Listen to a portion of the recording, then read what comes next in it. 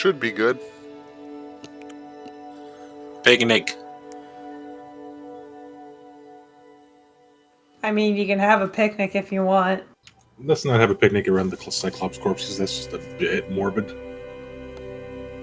The wind seems to have calmed down quite a bit, so I don't think I'm in danger of losing power. But if I just go away for a while, that would be why.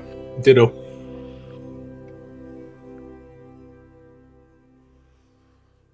All right. Who wants to remind us what happened last week?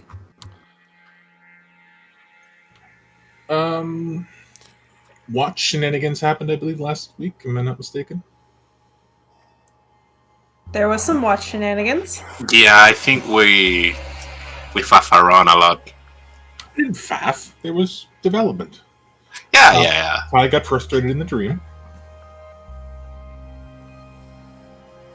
Yes, Zoe did her first dream spell, and it didn't go exactly according to plan. Never did get a copy of that. Ask Nibbles. Yeah, I screwed up.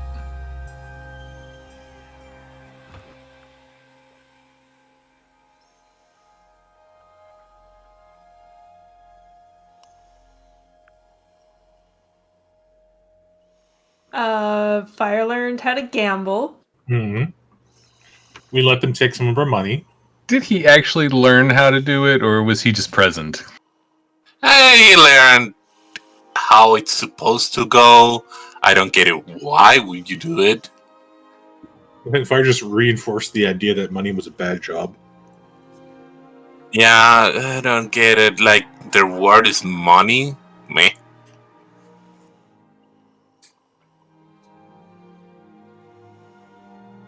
And yeah, you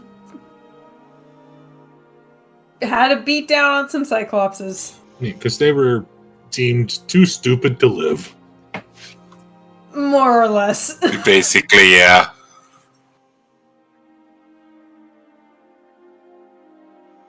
And we pick up right after the fight is over. Everybody's sort of picking themselves up, dusting themselves off. Readjusting armor after being slammed by a Cyclops. Mm-hmm. Well, that was fun. Yeah, cracks neck. Yeah, it was a workout. You need healing? I'm fine. Is anyone looks pretty hurt? You hear two sets of clapping from behind a tree. Well done! That was very well done. That's why you don't wander off into the forest by yourselves. How soon after the last turn do they make noise? Like a good 15 seconds goes by. Okay, rage would have worn off by then. Never mind. No.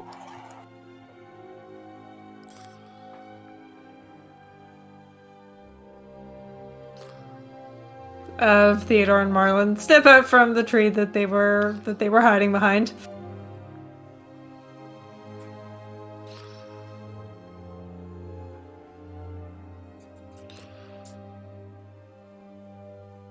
Do they speak Sylvan?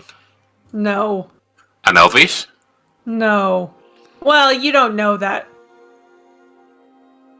But Well, no. Well, anyways, they're there. Both of the dryads are gonna give them winky eyes and do fey charm on them. Okay. It's a DC 14 wisdom.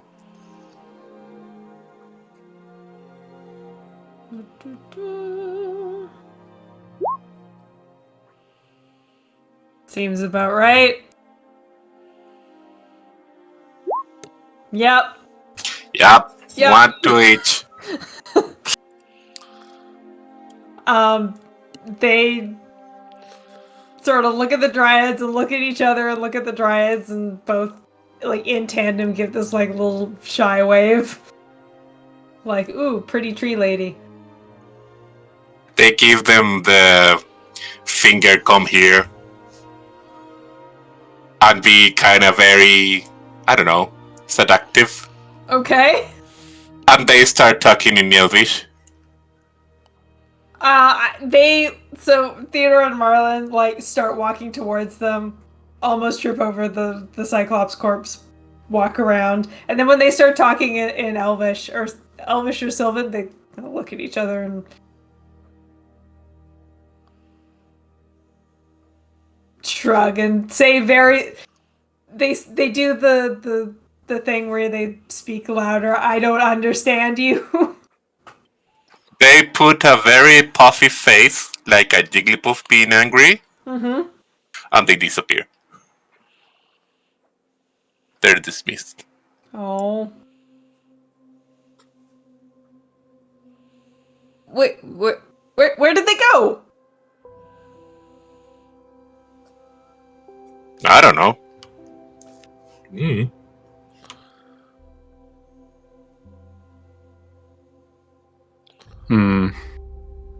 What time of day is it?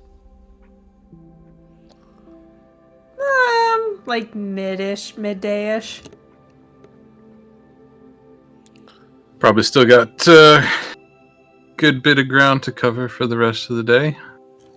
Atmos or fire, are the corpses going to cause any problems in terms of drawing and like large, dangerous scavengers to the area, or will it just kind of let nature take its course?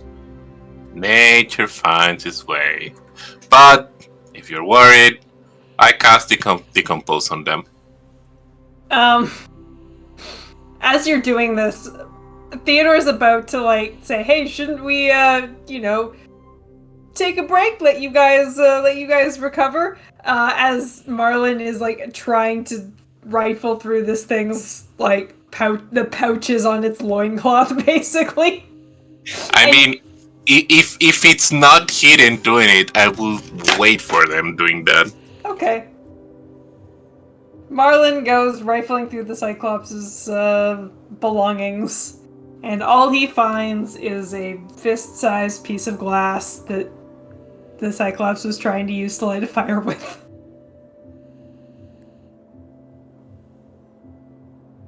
Yep. That's the treasure you can find in this wild land. Is the glass like cut in any particular way, or is it just a lump of glass? Make a nature check? It's like a lump or a panel.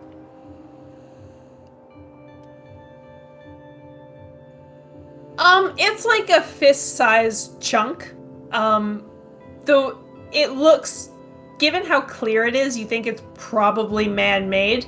But like the edges have kind of been worn down and smoothed out, like it was broken a long time ago and has been handled and held. I guess another way to phrase that is it anything that tickles, sparkly dragon brain? A little bit. I mean, it's just like a piece of, like it's a big hunk of glass, so it does sort of reflect the sunlight a little bit, not like a gem would. Okay. But occasionally it like gets the sun just right, and it kind of piques your interest a little bit. I imagine like a cat that it's seeing something that someone's doing, but like a cord or something that suddenly makes one move that because the cat goes. I was thinking like those light fairies you make with the reflective surface that your cat goes crazy for, and then disappear, and the cat looks around for 5 seconds and goes, "Oh fuck, bye." Yeah. Yeah, I think maybe she just glances over every once in a while, but she doesn't try to get it or anything.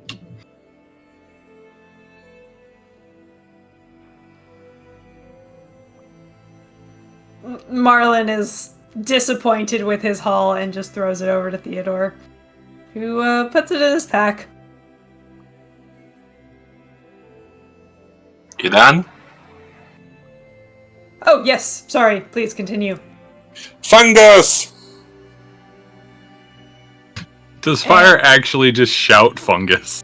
Yes. I'm sure we all know he does. And very quickly, these Cyclops corpses start to decompose, and in their place are 3 fairly large patches of little baby mushrooms. Don't eat those. Wasn't going to. Why not? You just said not to eat them. Yeah, but I guess you're right. The gravity mushroom has long since. It's still like kind of there. It looks pretty like wilted. This sort of blackish purple mushroom. I didn't want to deal. I didn't want to deal with the image of Cyclops' body being crushed by gravity and being a pulp or something. No, it wasn't that strong of an effect. Like it couldn't crush a body. Pulls you in. Yeah.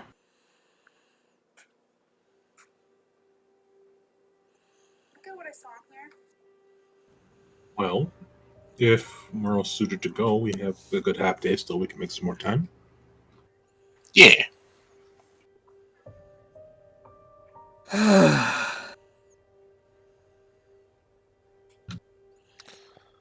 It's a tough life on the road. And she gives them perhaps a too hard clap on the back and then starts walking. Marlon kind of stumbles forward a bit. Alright, let's go.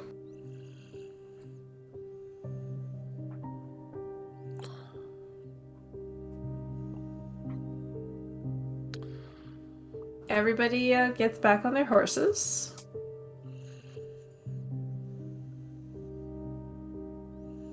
And you continue on your way. The rest of the day is quiet.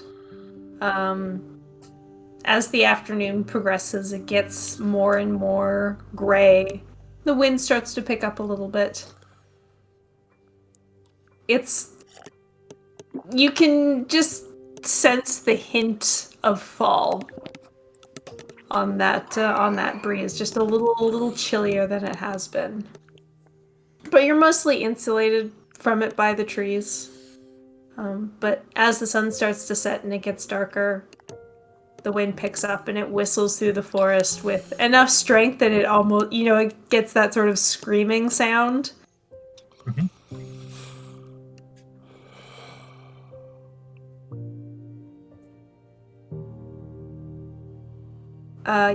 Emma finds a nice, relatively flat spot free of rocks and tree roots for you all to camp.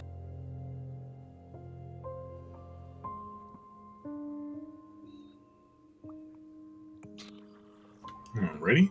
So I guess we'll just go about making up camp, setting watches, unless there's anything anyone particularly wants to do. Hey, fire. No. And Rizwin gives you whatever hand gesture has come to be associated with, can I go flying, please?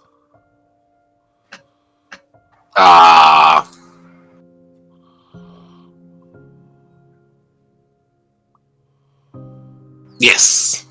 I was checking. Sure, why not? And boop you in the head.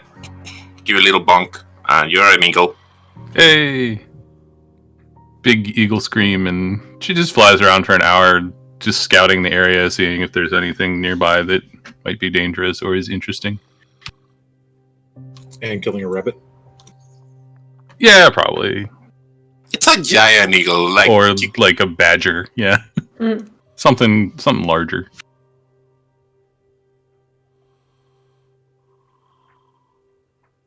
While Rizwin is flying, I say to Camille, I'm glad I can do this for her to make her happy. Yeah, if she seems to enjoy it, and given everything else, it's understandable.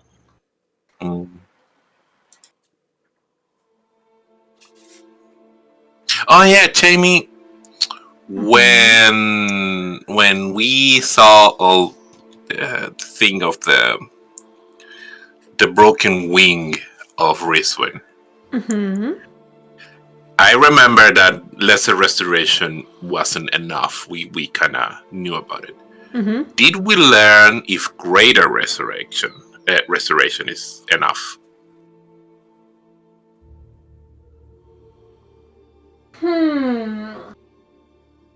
Let me just pull out my book and read this spell. I can link it. My book's already in my hand. It's fine. I have a feeling. Greater restoration.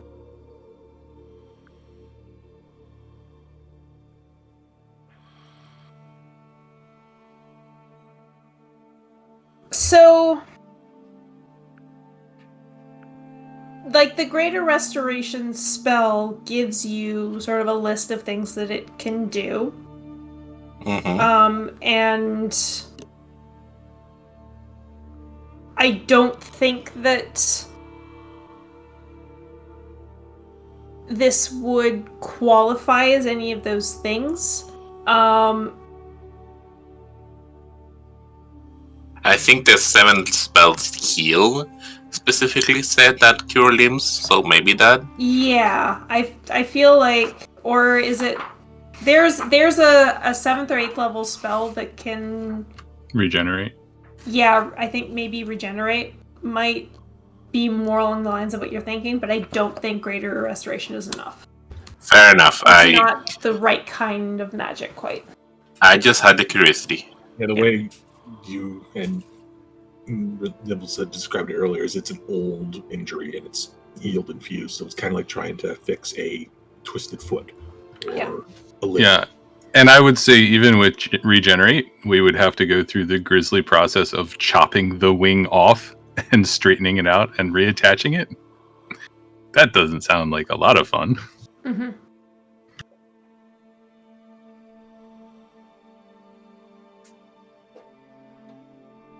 Or re-breaking the bone and resetting it and healing it. Yeah.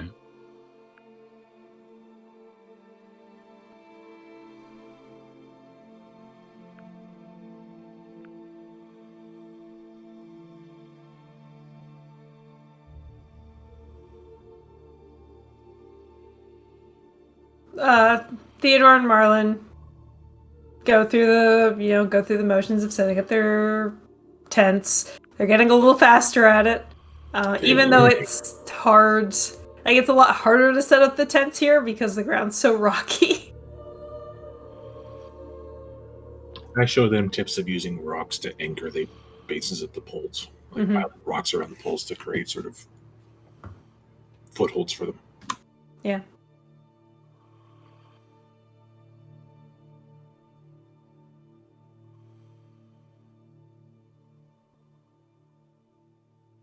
Emma, what are you doing as everybody's making camp?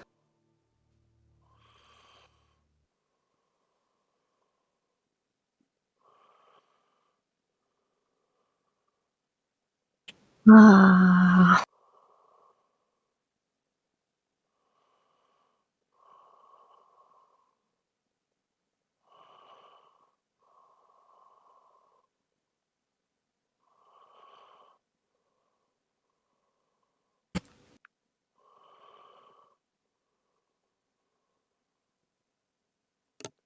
Probably scouting around, hunting a bit. Yeah. Melis is at your side, helping to sniff out something to eat. And you hear sort of a hollow set, like a wood knocking on wood, almost like a very tiny, little tiny woodpecker. That sounds kind of familiar.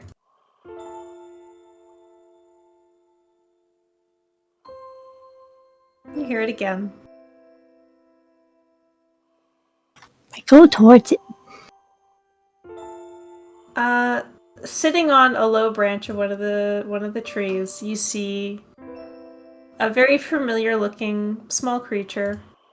A little 1 foot tall, humanoid-ish that is completely white. Looks a little like that. Little friends.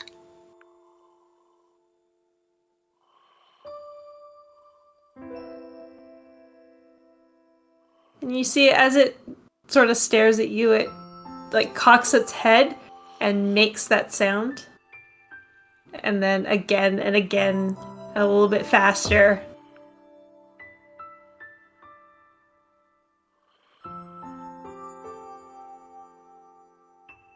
Do I have any idea what it's trying to tell me? Make an insight check.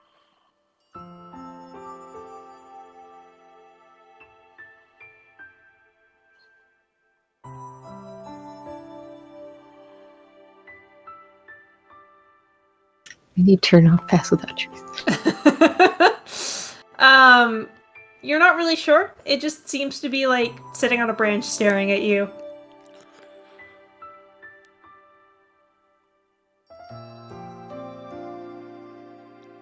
Mellis goes up to the base of the tree, sniffs.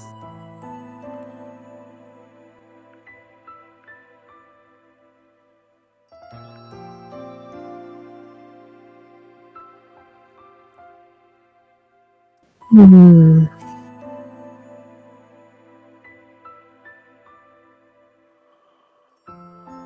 A sort of random, slightly stronger gust of wind kind of comes ripping through the trees and jostles the branch that it's sitting on, and you see it sway a bit and have to like physically grab onto the tree branch to not fall over.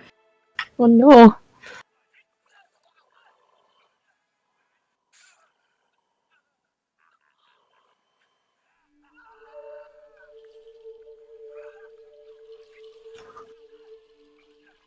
I'm gonna reach out his hand to see if it will step on his hand.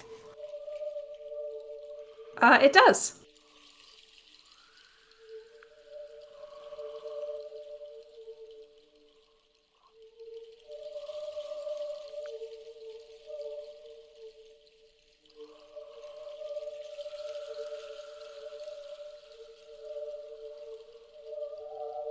I'm not sure what to do now. You feel Mellis's paws on your shoulder as he's like standing up on two legs trying to sniff this thing. And it like backs up to sort of the edges of your fingers and starts like making that hollow knocking sound very, very fast. Now, let's be gentle. I'm not scaring the little friend. Sniff, sniff, sniff. Cats like to investigate. Very much so.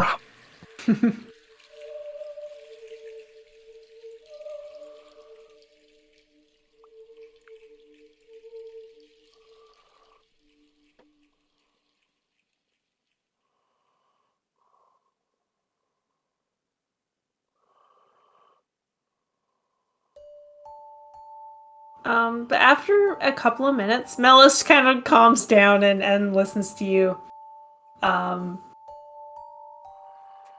a couple of minutes of just standing on your hands, it sits down on like the edge of your palm and kicks its legs off and then sort of lets itself fall onto the ground.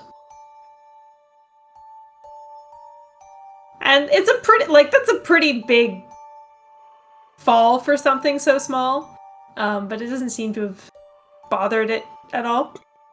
And it just kind of goes wandering off into the trees.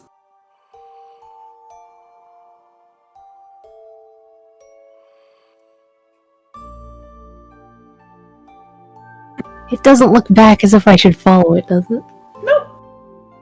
Okay.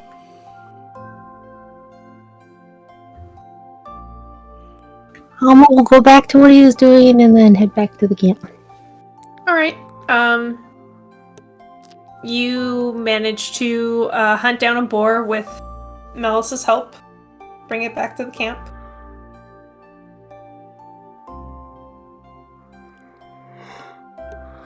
Bar. Hmm. Or stew.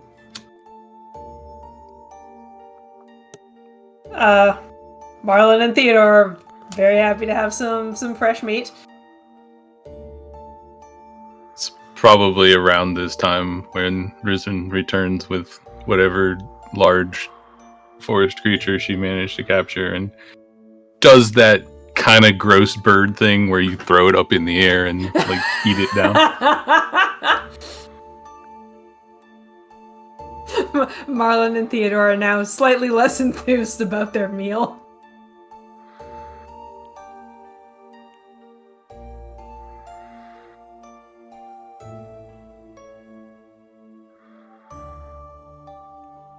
Do they look like they have any questions, or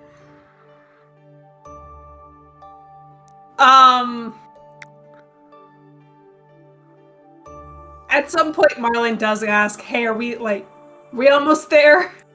Are we there yet?" I have no idea. everyone's head just turns to Emilus?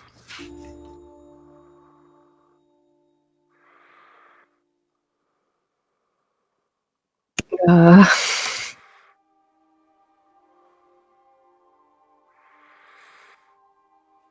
I don't remember how far away we are now. This is day 4, I think. It was 3 or 4, I think. Yeah. We're getting there. So you're probably a little over halfway.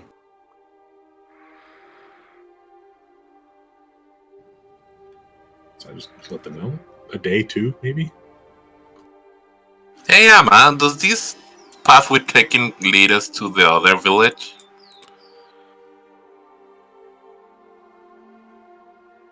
You mean Edgewood? Yeah. Yes. Okay.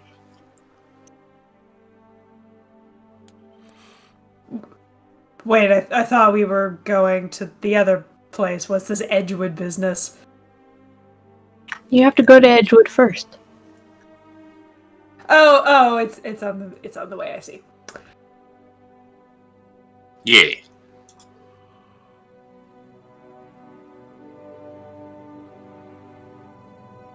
While you're eating, and I assume Rizwan eventually changes back and comes to join everybody else too. Yeah, she would have just like tucked her wings in and sat down, but I imagine it was pretty close to the hour when she got back. So Theodore just asks you guys about like some of the stuff that you've done and the adventures you've had and what kind of like, I don't want to say what kind of graves have you robbed, but What booty has you plunder? yeah.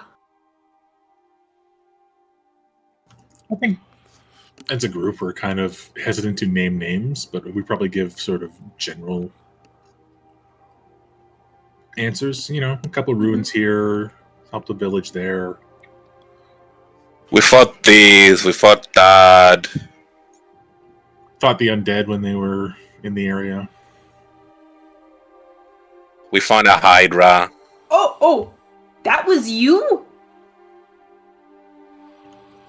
I mean, I'm guessing at that point our descriptions are well enough known in the area that probably it's a given. Like tall blonde man, red-haired woman, furbog, elf, small girl with horns, Big blue kitty. man. Yeah. Yeah, they seem like, for whatever reason, you get the sense they didn't put 2 and 2 together right away. It might just be them. Shocking.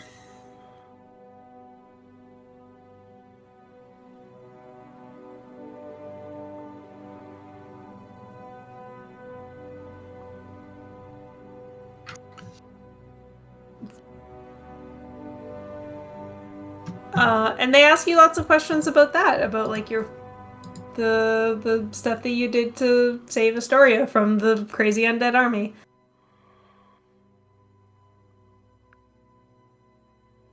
Are they around still?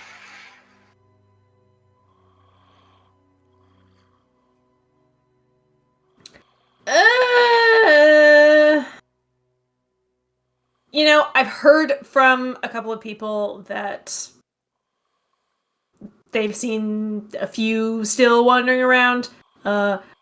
Really, it's just traders trying to look for an excuse to jack up all the prices, and there's no real danger anymore, I think.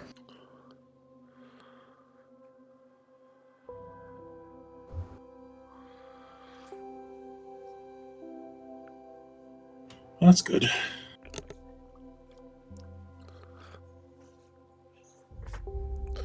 So capitalism is the problem. Do you think Magubli would deal with them? Got the sense they were doing some good in the area. Who? A friend. Oh. He says hesitantly, friend. A good friend. I give it the look.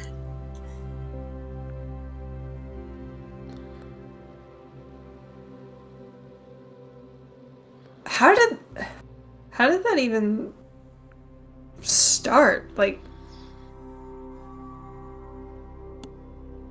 they kind of look at each other. We heard that there was an undead army, but it just sort of appeared out of nowhere.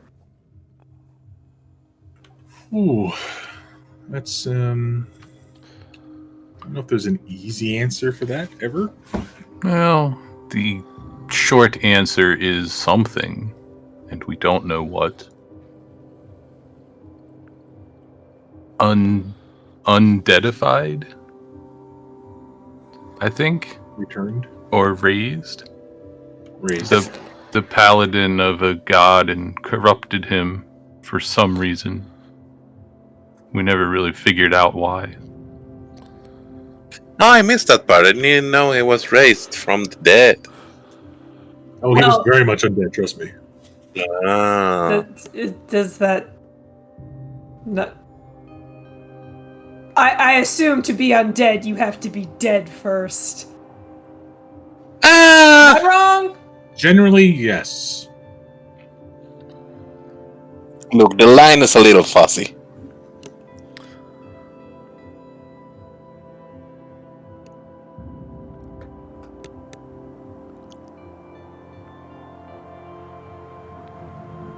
So, something happened and you don't know what. Okay. Like, I think what we know is something happened, evil dude got revived, but in the evil way, and that evil guy started creating zombies? Mm-hmm. Well, he wasn't evil when he was killed. Yeah, that's Something total corrupted fair. him. That's totally fair. This is not me speaking in character currently, but I thought the idea, what Shar said, was he kind of went a bit crazy before he died. Rizwan's leaving that out. Oh, okay. She's very much trying to paint Shar in the best possible light here. I mean, Shar was fine. In fact, the paladin went a little nuts, so was anyone's. Sure, but that's not the kind of distinction that people who are looking for an excuse to call an entity evil generally like to make. Yeah.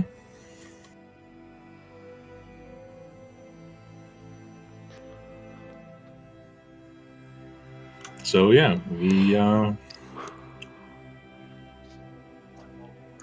took care of it, I guess.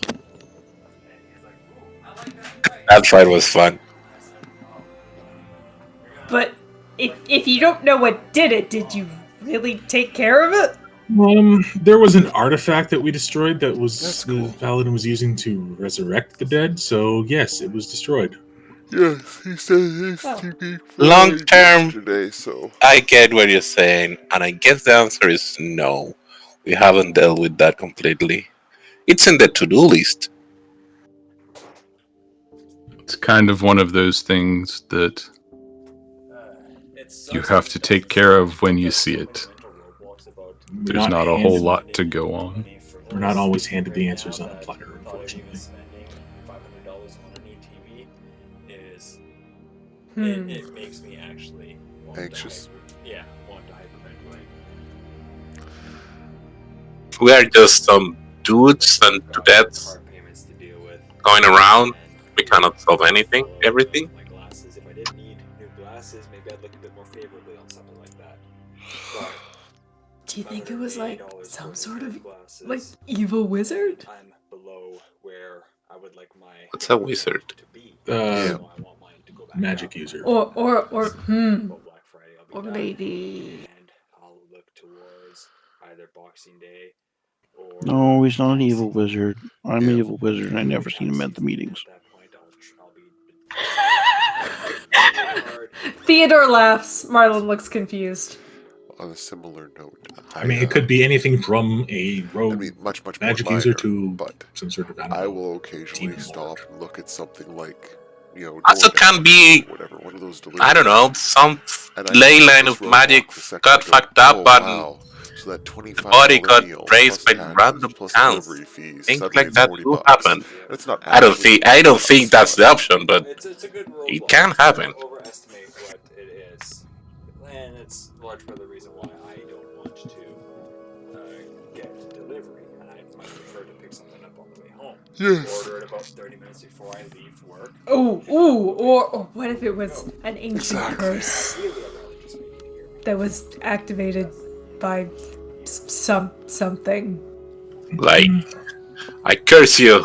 After 10,000 years, you will be rise again. Yes, exactly. Anything is possible. Theodore keeps spouting off ideas at random intervals. I think at some point we're just all kind of going, nah. The conversation is kind of fun. Fire engages indeed. Pert briefly cuts in with a description of a plant that brings bodies back from the dead. Specifically dryers for some strange reason. Driders? You don't remember? What don't I remember? The time that fire brought back dryers. Oh, fire's zombie mushroom resurrection thingy. I have multiple ways of keep things back to life. I have Oh, that thing! Now I remember. One of the wild mushroom things. Yeah. I think it was basically an AoE version of his spore undead. Yeah. Get the I'd measurements from it, completely forgotten and then about measure that. your space. Yeah. But yes, Pert would take a turn to describe that and mutter that he should have taken a cutting of it. Of the shroom? Of the magic shroom that disappeared after it was Yep. used. I don't think you understand how magic works. It could be related to a natural fungus that exists somewhere. Yes, I can't do that. I can't produce that shroom right now. Yeah, I know. That wasn't the point. The point was to be able to identify and catalog the mushroom when we do find it growing in nature. Because it's out there somewhere, I'm sure. Your magic just probably recreated it.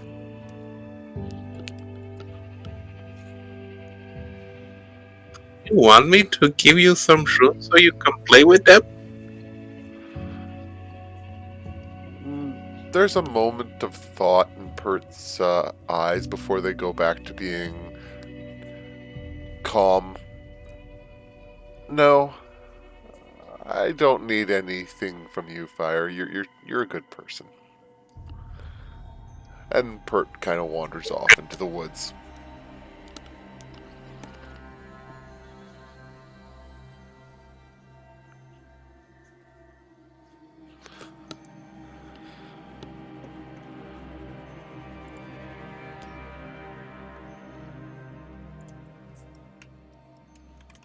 Alright, so Pert goes searching for mushrooms. Or other plants. Presumably. I think was more not continuing the topic. Yeah.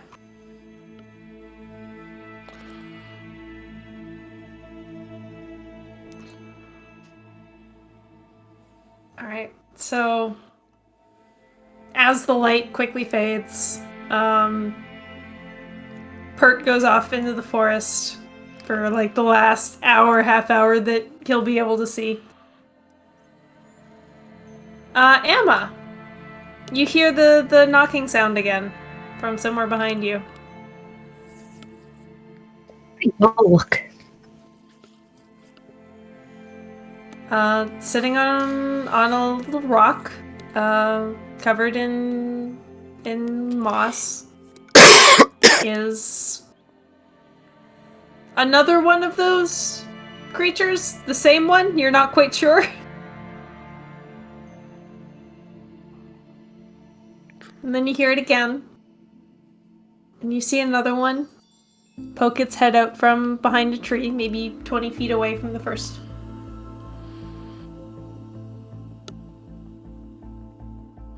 And another one sitting up in the branches of that tree. More little friends. And you vocalize that?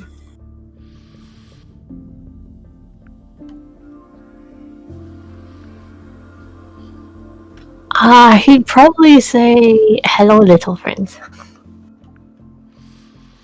Amalus?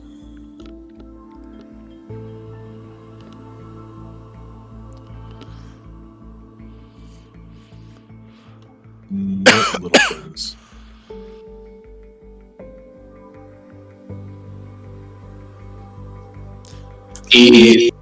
Go ahead, sorry. He describes the little friends that we found in the maze. Huh. And you say there's a bunch of them? I mean, he hasn't mentioned the number, just little friends, as in plural. Plural. Okay, so.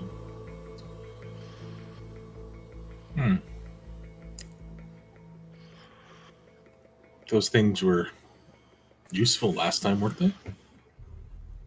Yes, they were very helpful. Do they want something from you? Like, show you something? Take you somewhere? Or are they just kind of hanging out? Not sure. Marlin, with a mouthful of stew, kind of looks around everybody else at Emma. I don't see anything. You won't. What? Amalus can see spirits that others can't.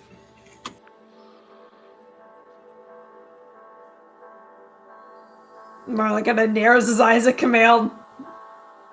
Looks slightly suspiciously at Emma. Looks at the tentacle cat. Shrugs.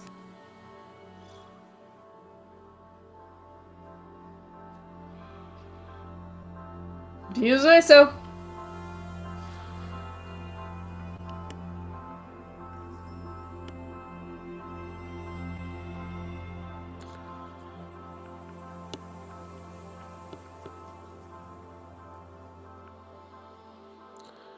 Emma, you hear the knocking sound again. As another couple, you notice are sitting in another tree up in the branches. And they all start like one sort of starts the shaking its head and making that sound, and then the others start echoing it, and it just sort of creates this like almost like a symphony of woodpeckers.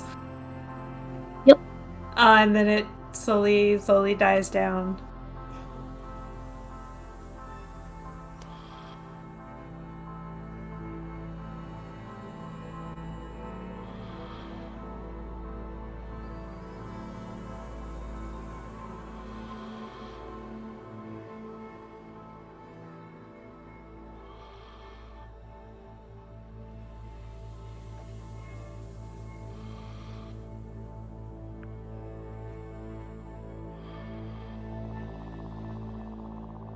I can't think of what to do. Okay. You don't have to do anything. They just sort of sit at the edge of camp. And over the course of the next couple of hours before going to bed, you notice more and more. It's a little bit creepy, honestly. Like every time you turn your head, you'll see another one. And you can hear their numbers growing. One will start up with the knocking, and then it just seems to set them all off. It's loud. And then it quiets down a bit. And then a few minutes later, one will start again and just set them all off.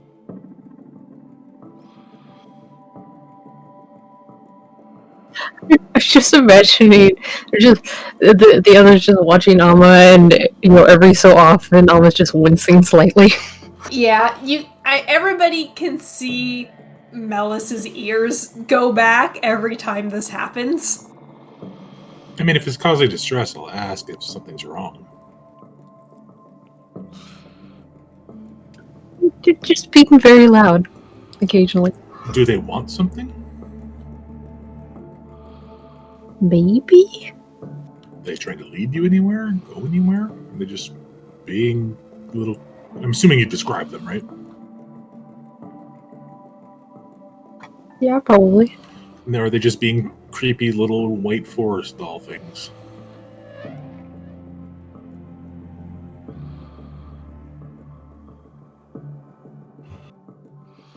I mean, they're all just sitting there, right? Yeah. Does Shrubby react to them? Well, Shrubby doesn't have ears. No, doesn't have normal sensory apparatus. That's a good question, actually. I'll say no, but you're not sure if it's because Shrubby is just not, wouldn't react to the sounds that they're making, because it's a tree. Shrubby be Shrubby and react to who knows what. Yeah.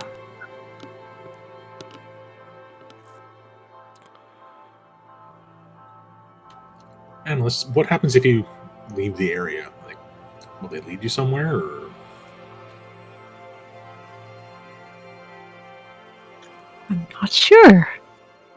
Alma starts walking in a direction.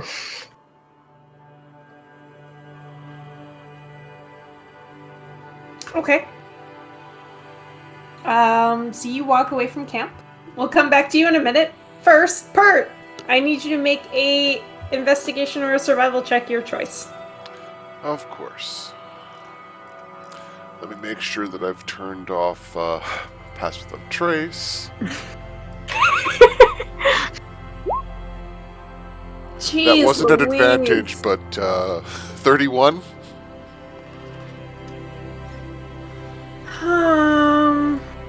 What the heck is this? Give me 1 second. So, is this investigation? Yep.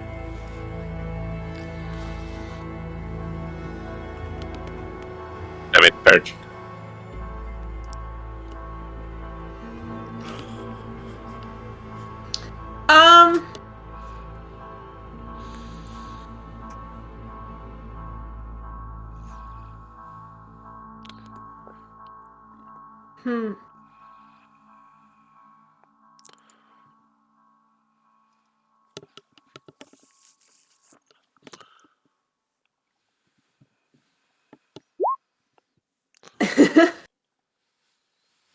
So, once again, you don't find anything that is going to be usable sort of as is right from the flower.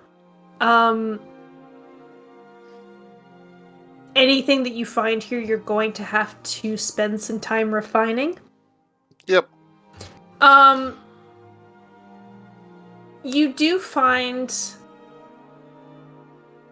some like a low shrub with these like bright pink berries that sort of sets you off and you think like, though those might be promising. They're so bright in coloration that like that often means beware. Yep. So please mark mystery berries. Unless you want to try them. No, that's fine.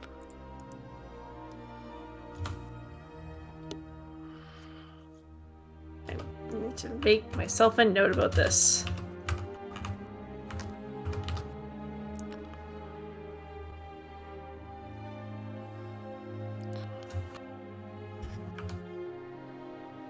Do you have any sort of... Do you have like an herbalism kit or anything like that? No, that's plans for when we get to town. Okay.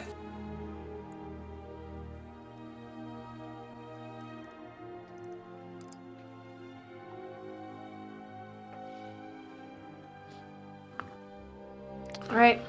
Emma, you walk away from camp just about the same time that Pert is getting back. And Pert will very carefully wash his gloves before putting them away. Mm-hmm.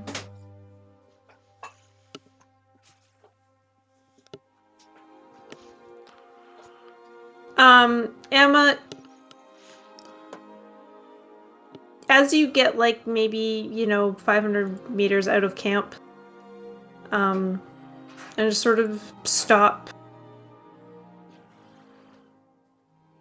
And you can faintly in the distance hear the knocking sounds. And you wait.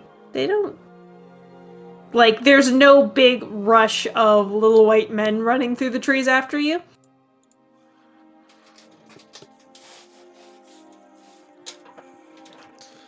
But after a couple of minutes, you do notice that there's one that pokes its head out from behind a tree trunk, staring at you.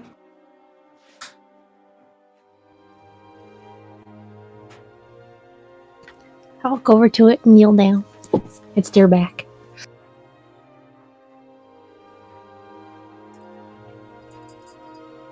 It cocks its head.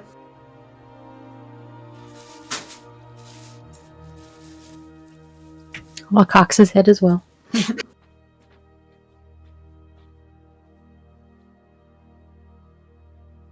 It starts shaking its head.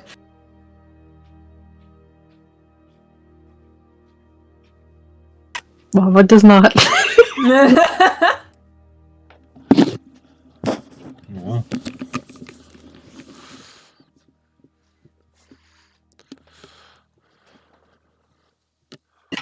Alma's head doesn't quite move like that.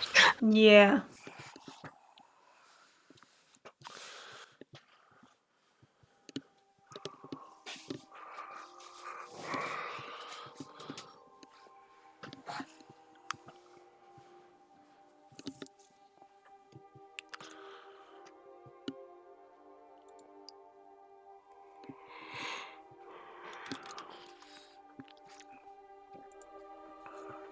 Do you eventually go back to camp?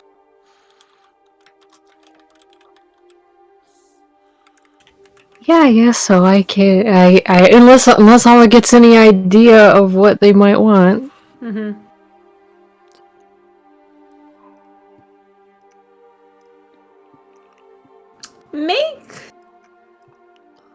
Make another insight check.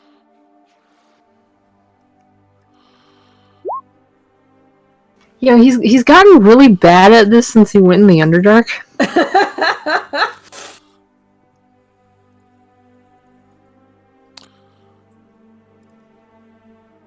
Yeah, you have no idea.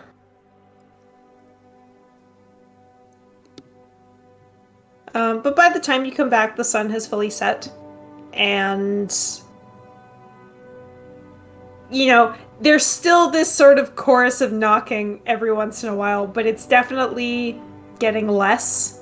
They seem to have quieted down a little bit now that it's completely dark.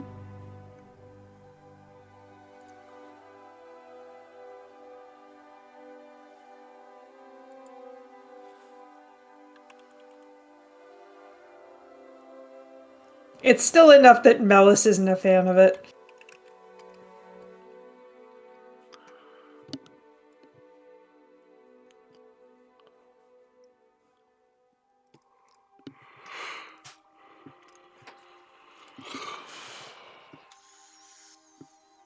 Well,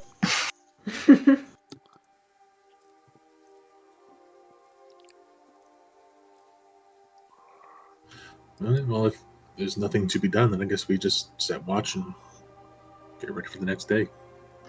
All right.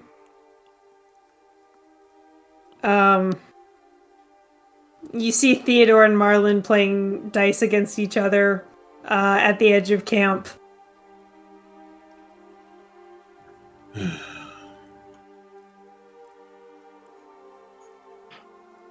Marlin wins, and so Theodore is the one who has to take the middle shift.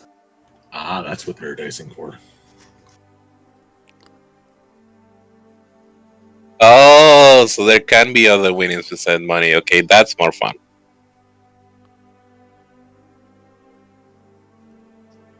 Hey, Fire. Heads I win, tails you lose. Okay. Okay.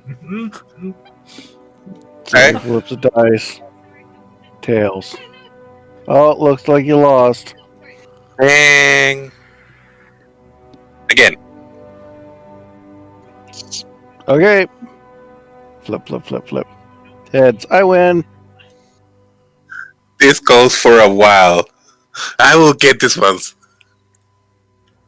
So say eventually, I think Fire will roll a wisdom roll after he sees everyone giggling. Yeah. I don't know where to take this joke to. It's just a little joke. Don't worry about it. Yeah. I think at some point I'll go over and say, Fire, there's two sides to the coin. Only Yeah, that's why we're seeing which one wins. But if it comes up heads, she'll always win. If it comes up tails, she'll always win.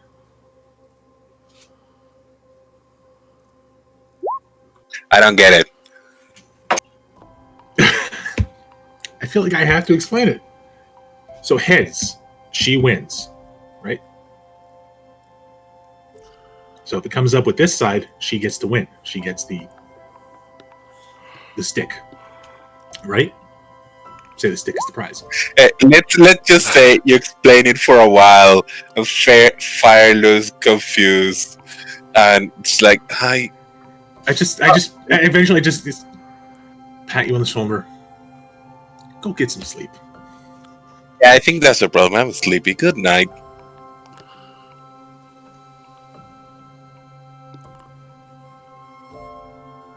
I walks off or Zoe walks off? Zoe. All right. The night comes. Everybody takes their watch. Is there anything anybody wants to do tonight? Yeah, I think during Kamil's watch he's going to practice with his guitar. Just probably sing some songs from home.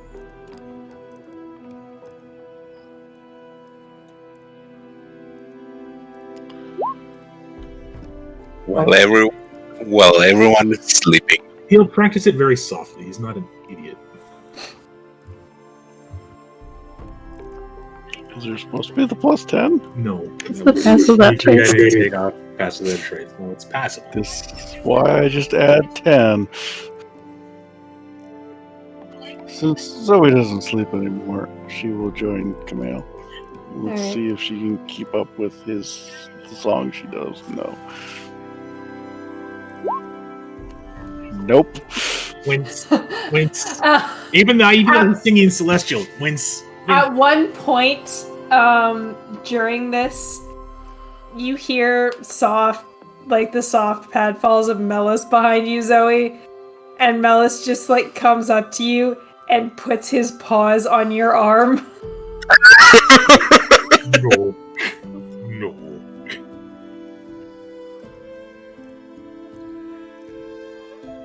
Fine, you don't want me to play? Then I'm petting you. And she lifts him into her lap.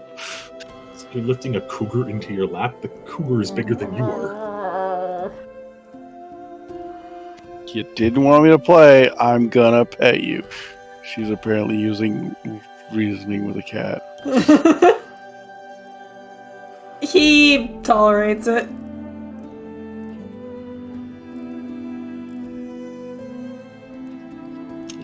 Tolerates it, but gives that long-suffering look cats get when they just don't want to be in a situation. Yep. I mean, he tolerates it for a little while, and then he insists on getting up. Mm-hmm. Like most cats. Yeah. I clearly had best cat, because my cat wouldn't leave. Oh.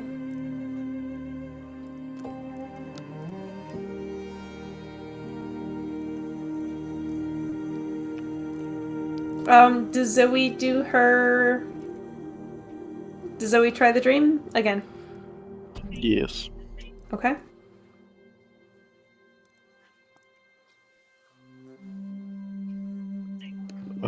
So this time she's going to try the... Because I still don't have the rules for this spell. I will follow what I think should work. Okay.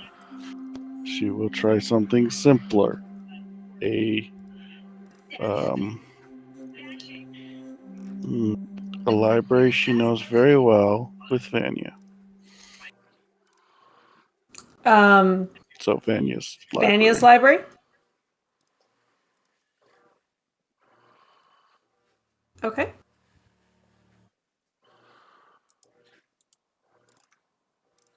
You want a wisdom roll? Yes, please.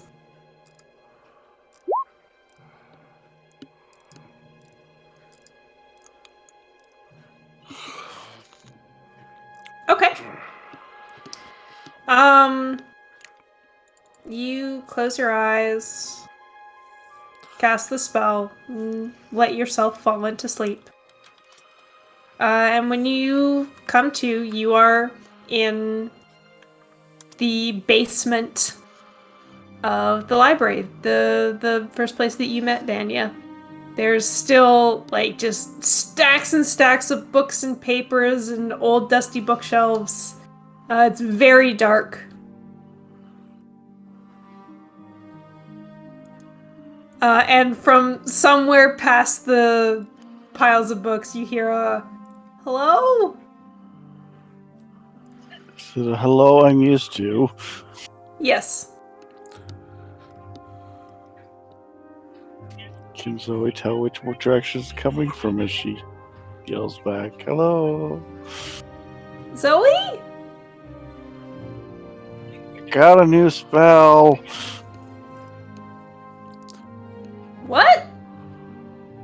Where are you? She's trying to make her way over to Vanya's voice. It takes a bit because you rolled a 5.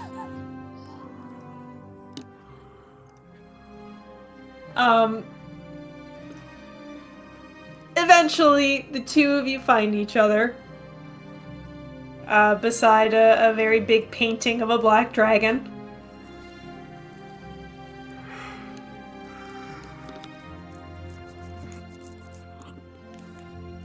And Vanya, who is currently wearing her pajamas, rushes over and gives you a big hug.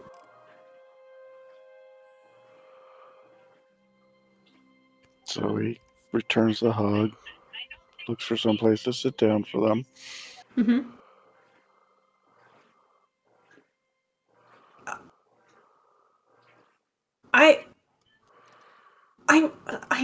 I'm so confused. Why are you confused? Why am I dreaming? Why am I at work in my pajamas? Because I'm still learning the spell.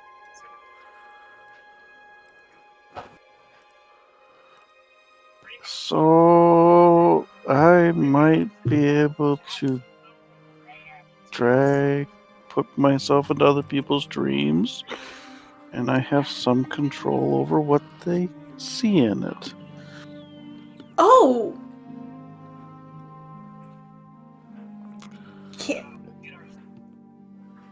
Can you make me not a... Can you put me in a nice dress?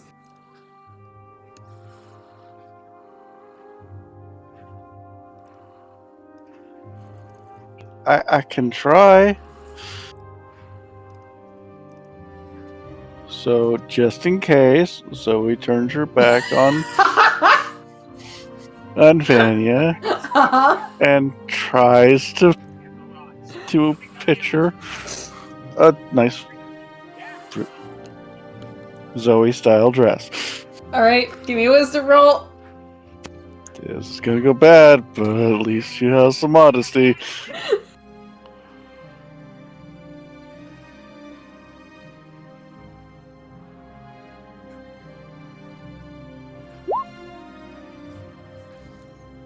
Ooh!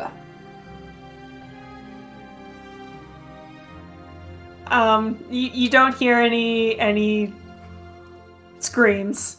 It's clearly purple. Yeah, it's definitely purple. A really nice sort of court-style dress. She twirls around a bit. Did it work?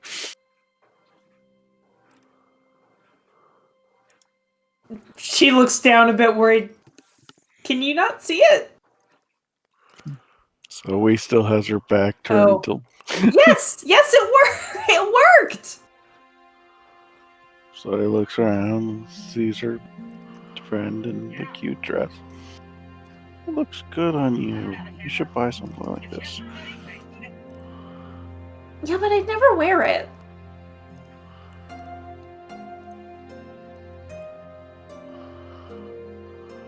I mean, you're a renowned author. There should be lots of things for you to wear too. Well, I guess. You know what? You're right. I'll go buy something like this. She takes your hands and sits down on the ground with you.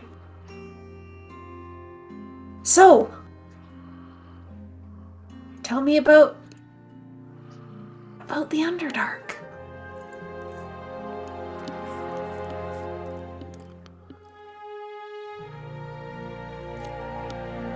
It was weird.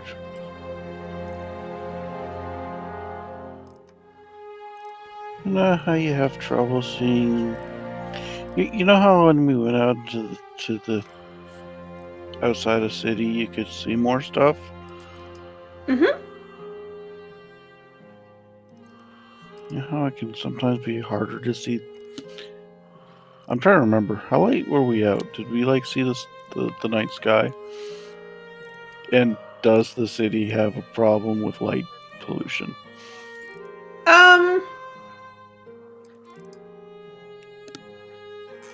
The city doesn't so much have a problem with light pollution as it has a problem with just a lot of tall buildings. Well, it was hard to see the night sky. Didn't used to have a problem with that, but now I go too long without seeing it. I get lonely. It's like something isn't there.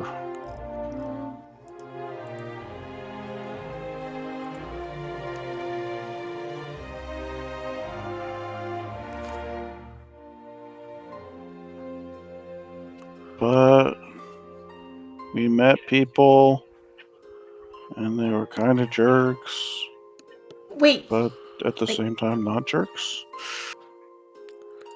people who live down there?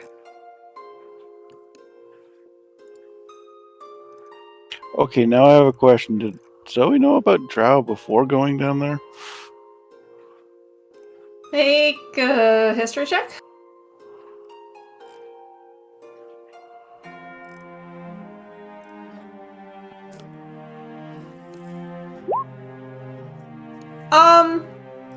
Yeah, you know that Drow.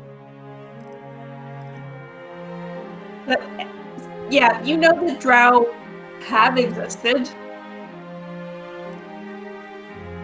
Well, you know, the elves that live down there, the Drow. Yeah, but you actually, like, met some? What were they like?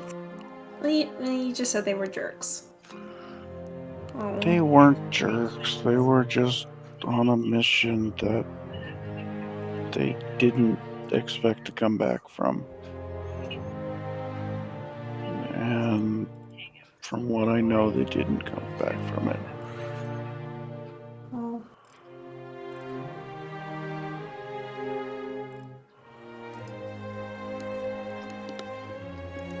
I'm sorry.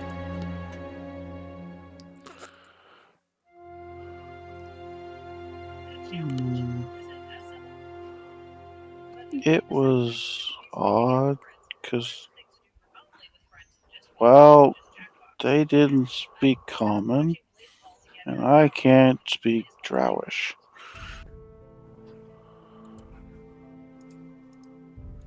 Ooh. Can you speak Drowish? No. I mean, we do have like a couple of books in the library that I've seen that are, I think they call it undercommon, but I don't actually know anybody who can speak it. So he just looks at her. Come on, isn't Drowish better than undercommon? Undercommon sounds weird. I don't know, that's just what they call it. By the way, I can read it now. Hmm? I can read it now. You can? Well, I have been able to read a lot of languages I didn't used to be. I still can't speak it, and other people say it's still odd, but it's just common to me. Oh.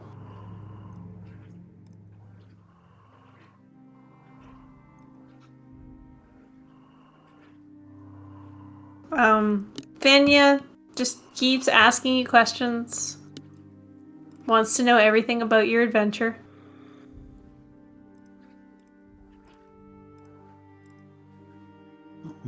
Zoe does her best to answer the questions. Mm-hmm.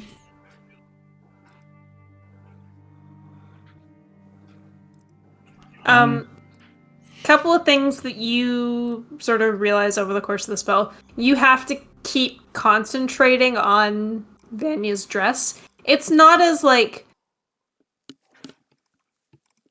apparent as having to concentrate on a spell.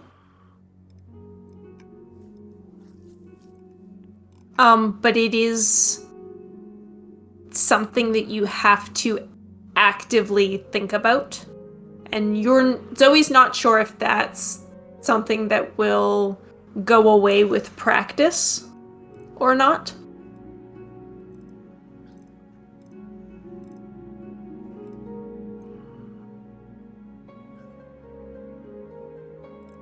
Okay. So after a while, Zoe gets a little shy and asks, "Is it okay that I entered your dreams?" Yeah, I mean, if we're gonna do this again, can we go somewhere that isn't work, please? Well, You could have brought me to... Well, could you have brought me to anywhere in the world? seems harder the less I know about it. Like, the first time I tried to bring somebody. I wasn't that close into a fancy place that I thought of in my mind, and it didn't work at all. Oh. Though I don't know if it was because they weren't asleep or for another reason.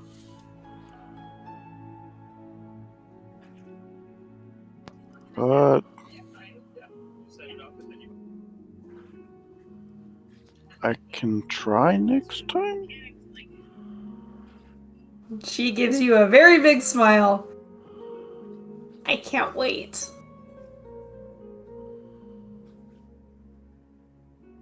You better bring me somewhere cool.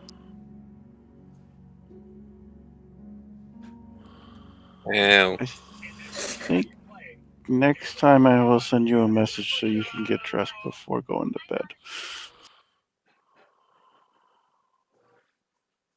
Okay. I have to think about your clothing. It keeps... Oh. If I get distracted, I think it would disappear. Oh. Well, I mean, you'd be back in your PJs. It wouldn't be like the entire clothing would disappear. As Zoe says that, she remembers the last time she did this spell. Yeah, I think Zoe's cheeks are bright red. I don't know that I believe you. Don't ask questions. I want to just be mean and say concentration check. Nah. Ty rolled well enough.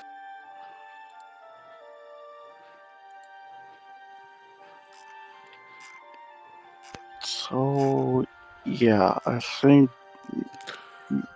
maybe you just get dressed yourself beforehand next time. Okay, I can do that.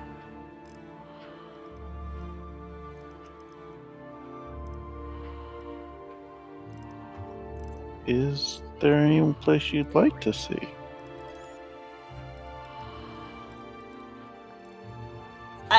Yes?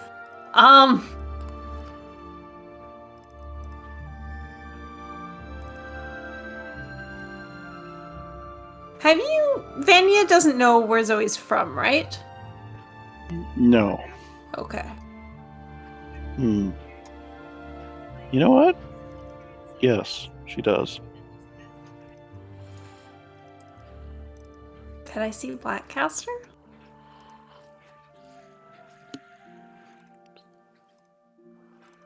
That's where I was gonna take you if you didn't pick someplace.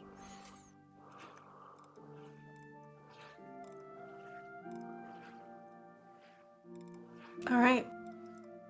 So Zoe takes her to Blackcaster. Actually, make me a wisdom check. I didn't know we were doing that. I thought that was gonna be for next time. Oh, that'll be next time? Okay, that's fine. Which would you prefer, Jamie? It's I up was to trying not. It's up to Zoe. What did you want? Well, I guess if you're gonna do it now, and you absolutely do not have to, I suppose I would ask, how is Zoe getting there?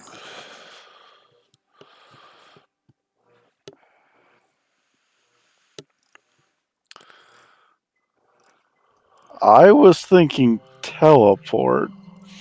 Okay. Make me a wisdom check.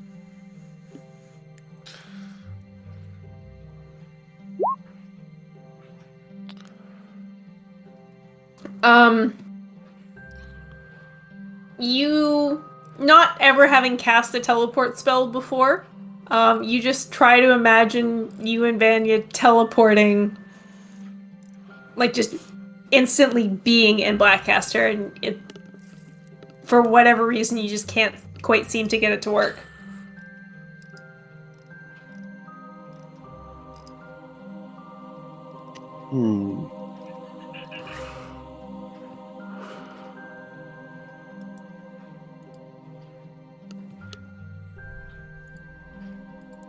that didn't work. Maybe we just have to start there.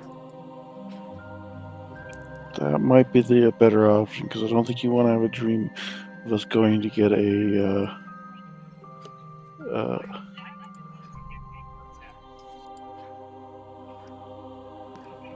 not a chariot, not a cart, A carriage? a car. Yeah, I don't think you want us to I don't think you want to have a dream of us carriaging there for like the next 5 days. Yeah, 5 days is kind of a long time.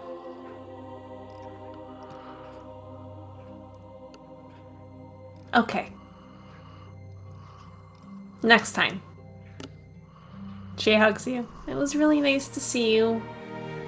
I'm so glad you can do this. We can talk. Maybe not whenever, but...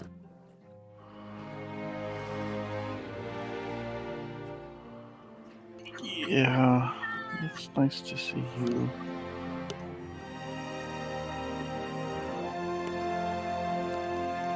So what information do you need for the book you're writing that you won't tell me about?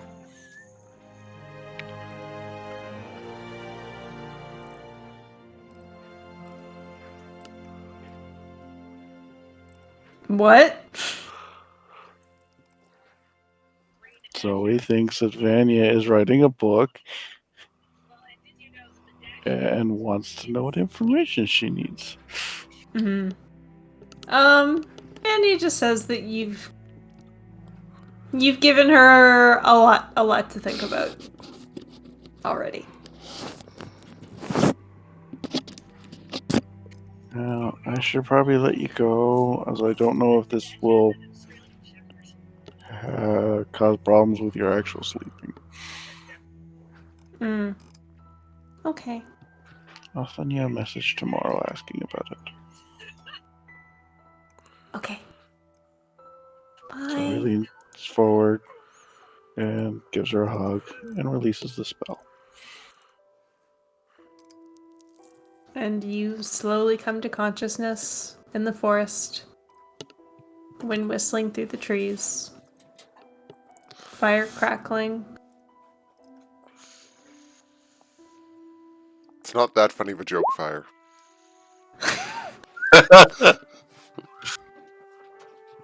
Question. Mm-hmm. When Zoe was talking about the adventure in the Underdark, how much detail did she go in about the fight with the Aboleth?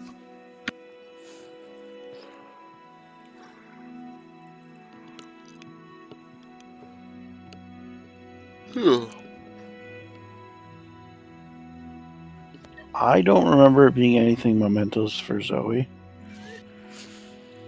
Well, I mean- just the way it ended. You did the banishment spell. That was pretty cool. Okay, yeah, actually, Zoe would have been like, I got to use that against something scary.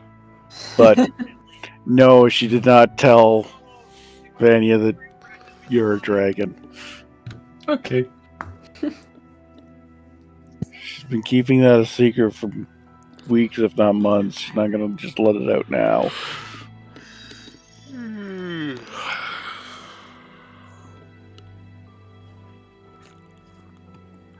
Alright, was there anything else anybody wanted to do over the night?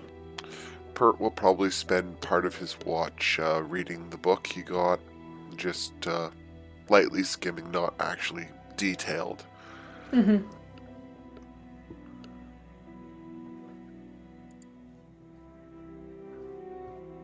And just make sure you saw the message I sent, right? Yes. Okay.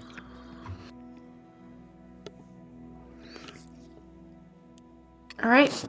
Let's take a quick break here.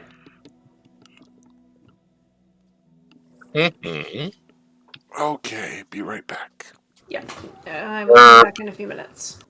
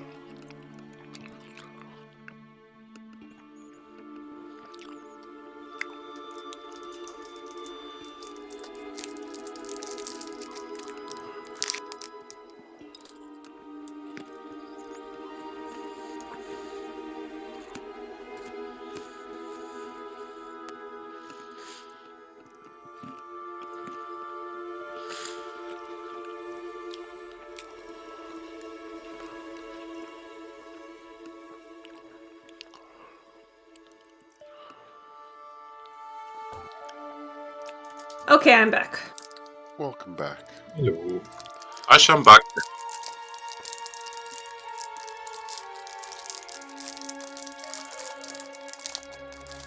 I got yogurt with cereal and frozen raspberries.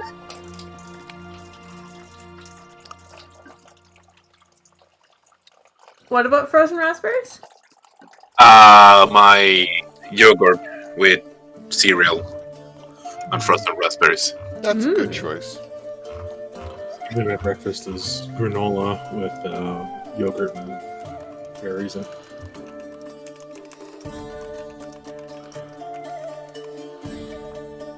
Now that I cannot eat bread, god damn it. It'd be worth it.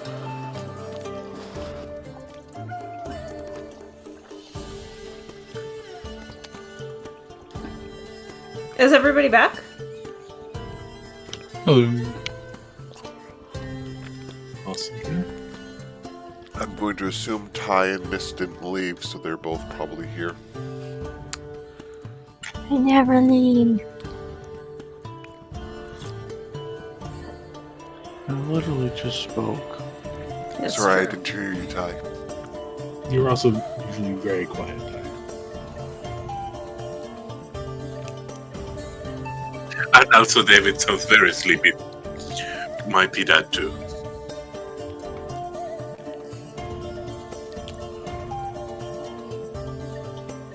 All right. If everybody's ready, then let's pick back up.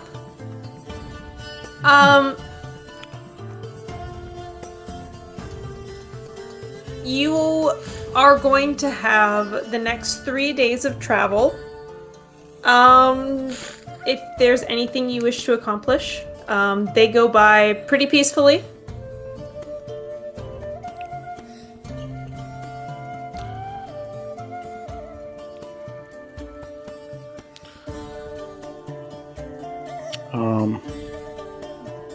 With Zoe's current plans on hold. Mm-hmm. Well, first of all, in the morning, she sends a message to, well, in the late morning, she sends a message to Vanya saying that wasn't a dream. Well, it was, but I was actually there. Mm-hmm. Also, are you okay? Vanny replies that she was fine, she had a blast, and can't wait to do it again.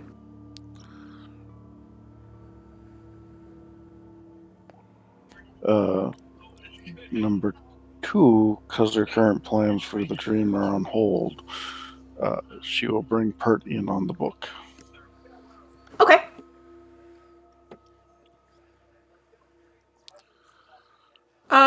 Has Pert really seen the book before? I think he's seen her holding the book, but I don't think he's had a chance to look at it. Okay. Not for lack of trying. Go ahead. Oh, I was going to just say, it's not like he would steal the book from her just to read it. He's got some boundaries. Yeah. Can I ask,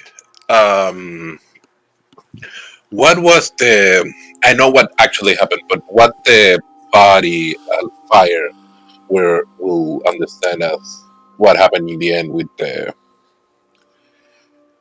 drow people. Sorry, can you repeat that? I know what Zoe knows of what happened with the drow people, but Mm-hmm. fire. How? What does he know? Or what does he believe he knows? I don't remember. I'm pretty sure I'm not sure how common a knowledge this is, but Zoe told someone that at least Aeneas had requested Zoe take her name out of the book. I think Zoe said that they had both requested that Zoe take their names out of the book. So, Fire has no idea.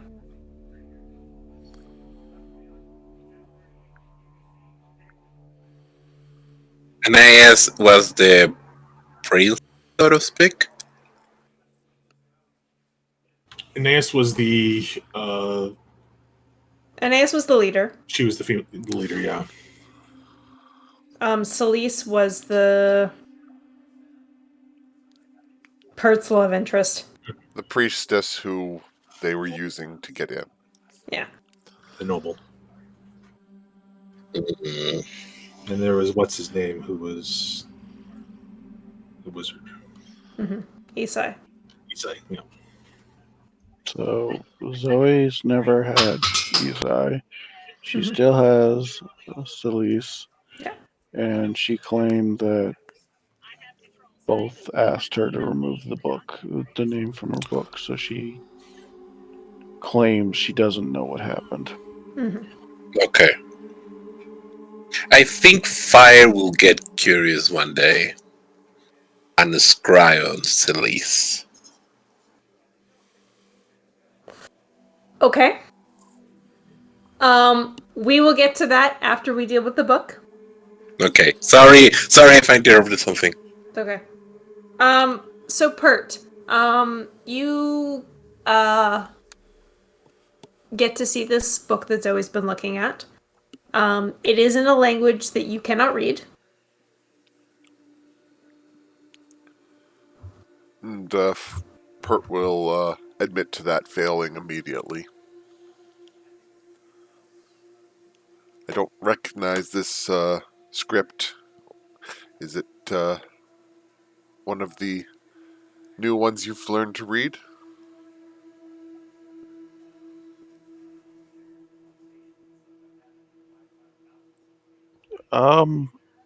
Sort of. He'll nod a little understandingly. That's fine. If you translate, I'm sure we can discuss the meaning of the text between the two of us. So I don't think she's just going to straight out translate. I think she's going to explain the parts that she understands the words but has no idea the meanings. Okay.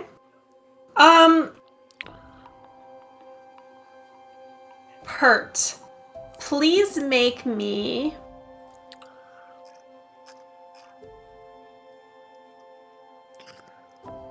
make me an investigation check, and then make me a nature check, I guess? Unless you have an argument for something else. Maybe a history check?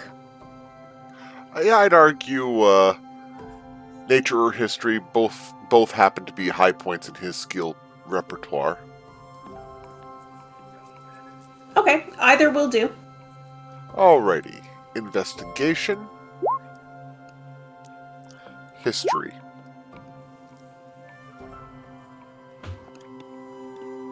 Okay. So between or with Zoe's or between you and Zoe, you sort of get a better idea of what this guy is talking about in this book.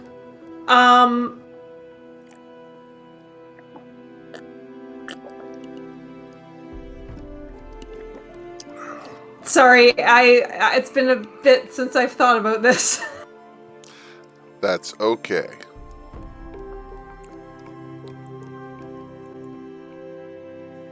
It is like sort of like what I was saying before, it is very much this person's idea of like how abyssal entities should be sort of grouped and classified, and it looks at different biological structures that some of them share. Something that Zoe didn't quite get a good grasp on in the later chapters is this author talks about how some of these, or how many of these biological features are found in beasts of the material plane, and theorizes that one came out of the other. Would any of this spark the correlation to Pert's book of illustrations?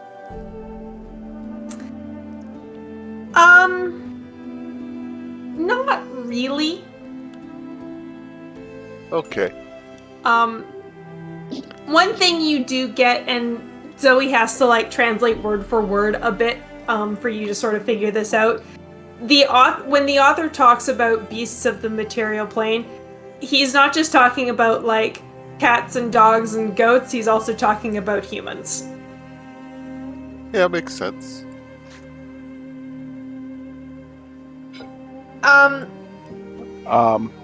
So I don't know if Zoe gets this, but I now have the question of, is he trying to say that humans are demons or demons are humans?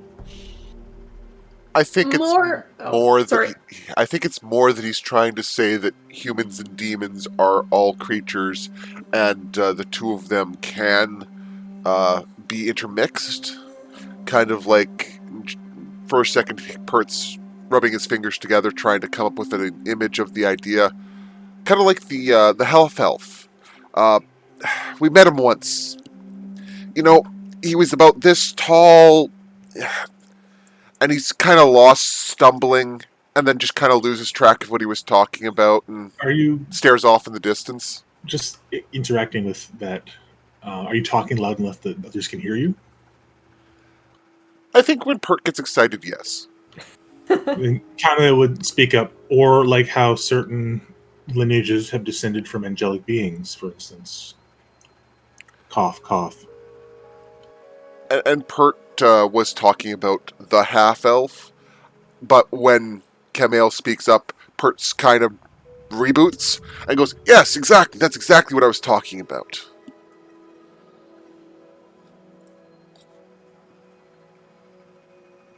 Yes, there is a sort of theorization or theory within this book that demons and animals / humans had either a common ancestor, or something happened to change one or the other.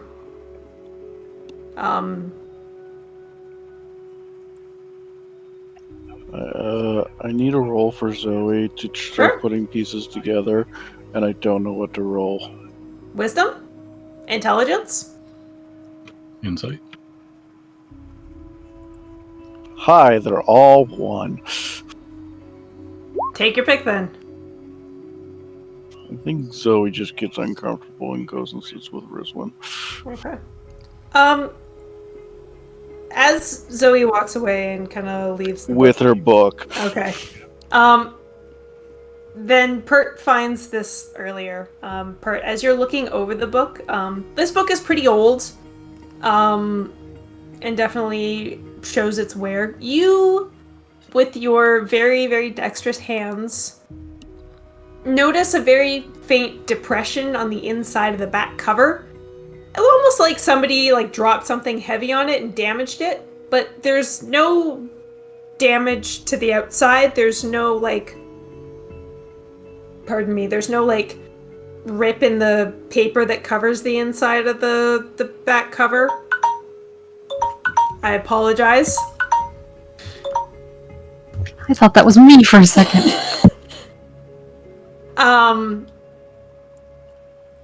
And sort of after just a little bit more careful investigation, you think whatever it is might be intentional. So Pert will ponder on that for a few minutes after Zoe takes the book and goes to sit by Rizwan. And then as his thoughts coalesce around the idea, he'll wander over and kind of crouch down at their side before clearing his throat. Can we look at the back cover of the book again? The inside back cover. There was something strange there. I just wanted to look it over again. Zoe does not. Zoe just feels uncomfortable at that moment. She has no idea why. So she just holds out the book and just not. I don't want to deal with it right now. Pert will nod and take the book from her and just run his fingers over that shape. Mm-hmm. It's almost like there's an impression of something stamped into the back cover. He kind of scratches his chin, then shrugs, closes the book, and gently hands it back to her. Something to think about. Maybe they kept a key or a rune or something in the back cover while they were working on the book. It's odd, but it's probably not a true mystery. And he will give her shoulder a squeeze and then stand up and wander away. So I have a couple questions. Mm-hmm. How does Rizwan react to Zoe coming over and sitting with her? Asleep is a valid response. Yeah, she's probably asleep. Either that or is lost in thought due to something that Bert mentioned.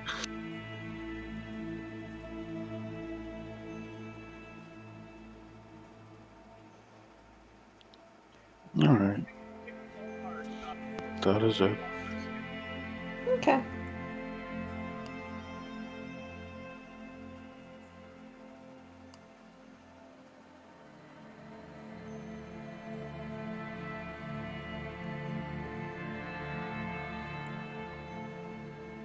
Pert, that whatever's in the back of that book, it just sort of sits in the back of your mind.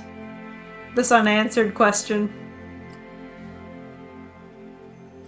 Yeah, it's going to be bugging him for some time, I'm guessing, but because he as much as Pert has odd behavior, he's still not going to steal her book just to try to figure that problem out. So he's going to leave it for a couple of days and then probably bring it up again once she seems like she's in a better mood.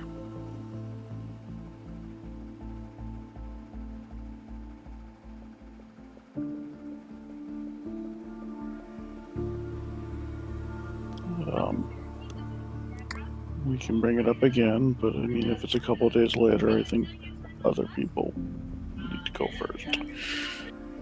Ah, yes. Fire. I want to say sorry again for stepping over people doing things. That's okay.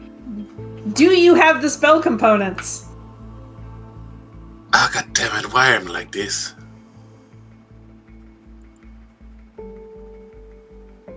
No. I didn't even realize. And fire wouldn't have had the thought of getting in the city, so no. Yeah.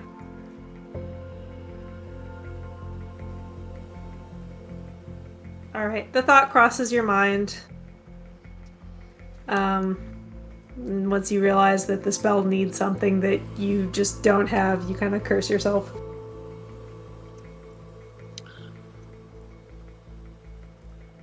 Damn it.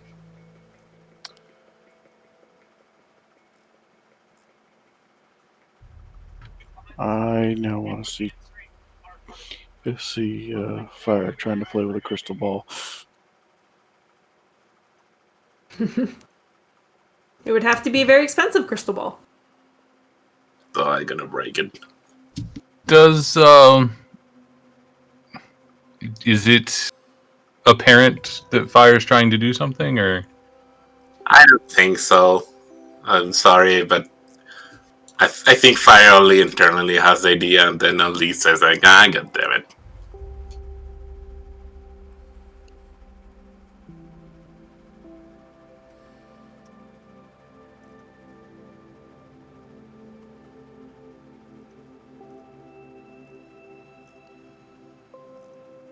Over the course of the 3 days, Emma, you notice those tree spirits occasionally. They don't sort of congregate around you like they did that one night. Which is probably for the best.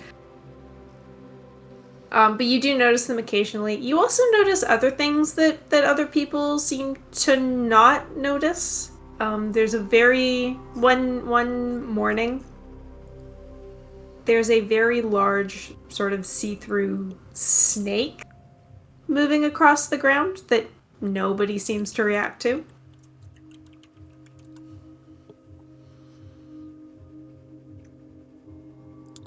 Oh, little friend. What's Melis doing? Stopping and staring and doing the crouching like he's gonna hunt it.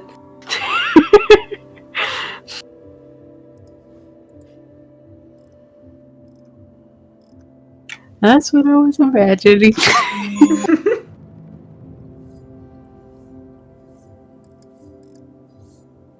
A few other things sort of catch your attention. Little, like, almost three-armed worm things that just kind of hang off of the low branches of trees.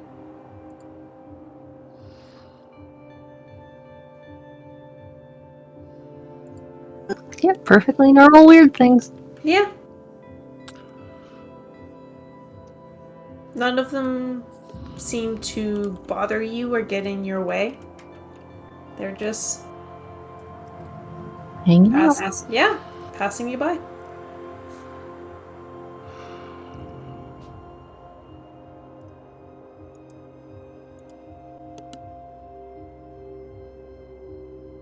Anyone else? I think Gamel's mostly just trying to keep the two dolts entertained. Mm-hmm. So he's probably just, since Ramel is pretty self-sufficient, he's probably just playing his guitar for the most part while we're traveling. Singing songs from home, he's feeling a little homesick just being this far away from everything for so long. And yeah, just generally just kind of keeping to himself. Mm-hmm.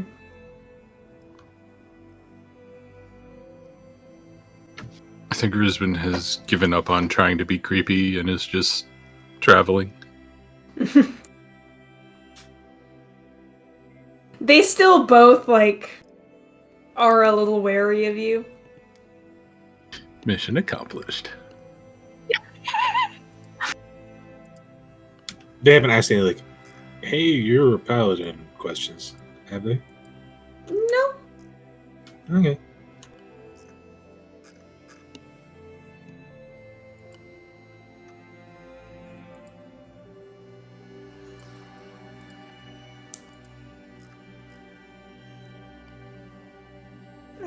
Do Pert and Zoe pick up the book thing again? Probably the day before we arrive in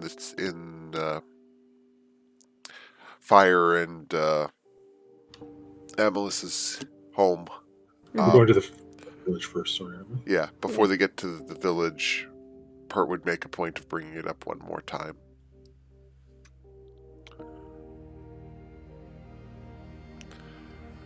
Zoe, the odd indentation in that back cover of the book's still really bothering me. Can we talk about it a little bit more if you're comfortable? So, just to clarify, it's the indentation is inside the book, but the book doesn't show any damage, correct? Like the outside of the book doesn't show the damage? Yeah, like like when you have a hardcover book, there's like paper on the paper glued to the inside of the covers. Yeah. So that paper is intact and the outside looks undamaged, but there's still some sort of a depression in there.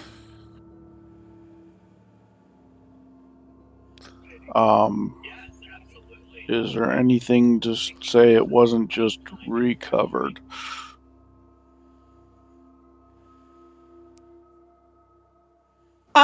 If it was recovered, it was done very well. Pert would probably have noticed if the book had gone through any major repairs. Which it doesn't. If it did, it was done very, very, very, very well. And very, very, very long ago, because the book looks worn out just as badly. Yes. Okay. I didn't assume that was the case, but I was just...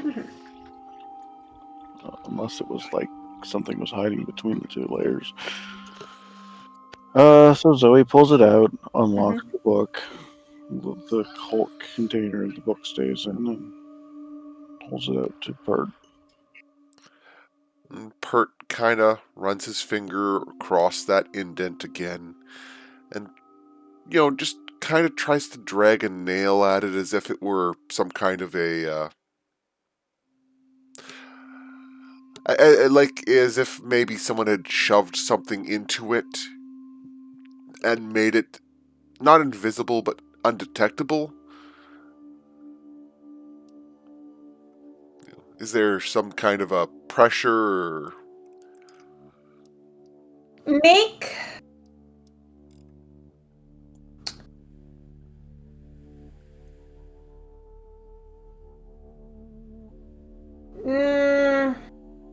Make me just a straight dexterity check. Dexterity. As you sort of very carefully put some pressure on it to try and get a sense of just how big it is, where the boundaries are, if there's anything in there. You don't feel anything that might be hidden inside. But you do notice, sort of as you're pressing along it, that it's a little bit bigger than you originally thought it was. And it's almost like it's a design. Pert will take some of his own calligraphy tools and just very carefully set the book down and trace the design on a spare sheet of his own paper. And you are able to do that quite easily with your 20 dexterity. And you trace out the shape of an eye. Any runes or symbols? Just the symbol of the eye. And you look down at this, and it feels important, and you don't know why. And Pert will hold up the tracing to Zoe and kind of clear his throat and go, "Did we see this somewhere before?" And upon seeing it, Zoe snaps and becomes the big bad evil. Really? No laugh. Come on. Oh, I've unplugged my headphones. I would laugh, but also Oh dear. I was like, "Are you serious?" Yeah, I was like, huh? Okay, I'm I back. I laughed, but my microphone was muted. What was the last thing you heard, Jamie? My book dropping on the floor. Okay. You What making was the last? making a joke about Zoe turning into the big bad evil.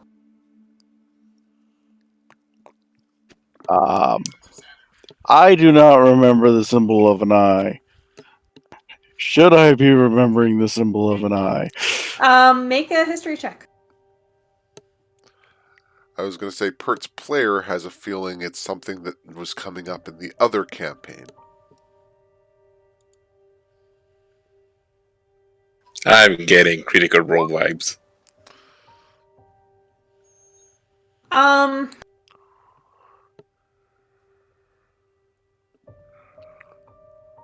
I don't think Zoe does.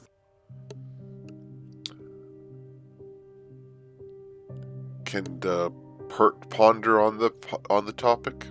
Sure. Nope, he's distracted. Bird.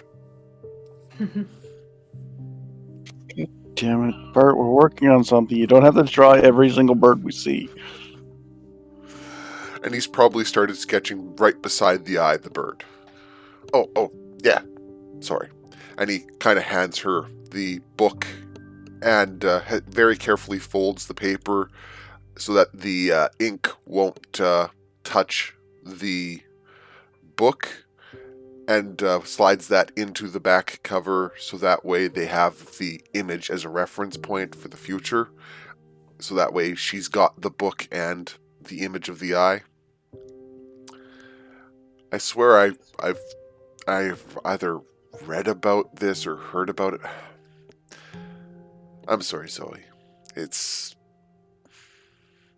my mind. I could swear there was something about it. Hey, Bert, how many spare pages do you have? Well, I bought an entire new book, so I've probably got 60, 100 pages that I've got scribbles on, and another 20 just loose sheets.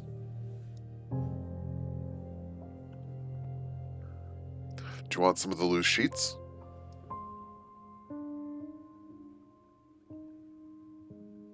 Sure. And Pert will open up his paper scroll and pull out 5 or 6 loose sheets and carefully bind them with twine and then hand them over to her. And on Zoe's spare time, she's going to go through every single page in the book, feeling for indents that feel like there might be some form of writing hidden or something written on it. And if she finds any, she will use charcoal from the fire to make a rubbing. Okay. I don't know if she finds any, so Make a dexterity check.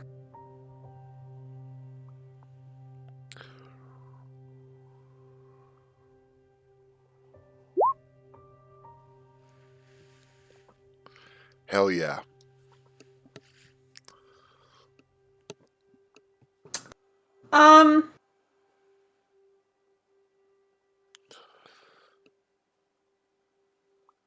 I don't think you find anything. that's fine. I was just looking for secrets. Yeah. I might have also been looking for hints where to go from here.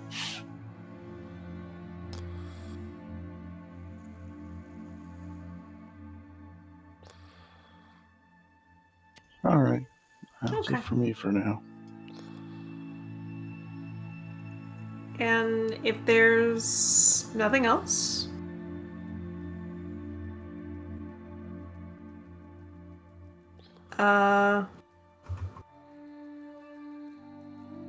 you eventually make your way out of the forest. And as the sun is starting to set on what would be the 7th day of your travel, you come to a little village. This little farming village sort of sits right on the edge of the forest. There's some houses that are out in the fields, and some that are out in the or sheltered in the trees. There are some sheep that stare suspiciously at you as you pass, chewing their grass. Well, sheep are suspicious. Yes. I give them the eye fingers. I got my eyes on you. Rizwin stares back at them, thinking, "Ooh." As you get into this little village, it's very, it's not that different from some of the other places that you've seen, except that you don't see any humans or halflings. Yeah, halflings, or dwarves. You see a few elves, many gnomes, a few furbolg.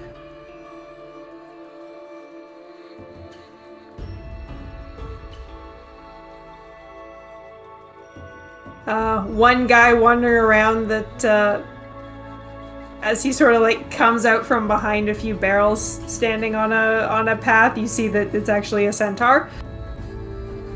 I'm assuming centaurs are not common where everyone else is from. No, the only people who have seen centaurs are Fire and Emma. 3 or 4 times Pert stops to start sketching people. I disagree. I'm pretty sure Zoe's seen a centaur, as well as everyone in the group. Yeah, we I both. didn't know it. We know that centaurs exist, though, right? I'm sure Fire and Emma have talked about them at the very least. Yeah, I have a high enough charisma to not stare. Theodore and Marlin are whispering to themselves furiously. Like being disrespectful, or More just like, oh, look at that thing! Look at that! Look at that! Look at that! Everything here is the people here are quite new, and they are being very excitable amongst the two of them. It's just a village, guys.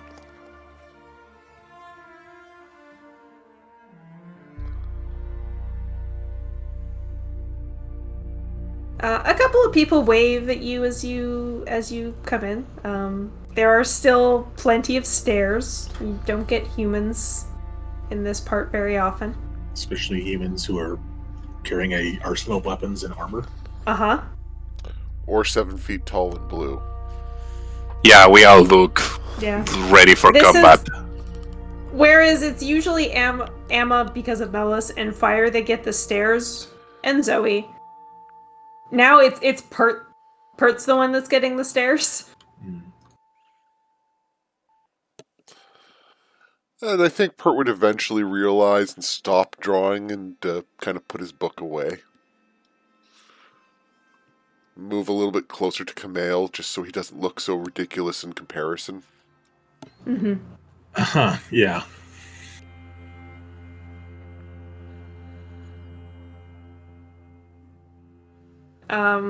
Theodore sidles up to the rest of you. So, are we staying the night? Might as well have a good rest in a bed. Look at Fire and Emma. Yes. Are there any inns here or lodging? Way I've never been here.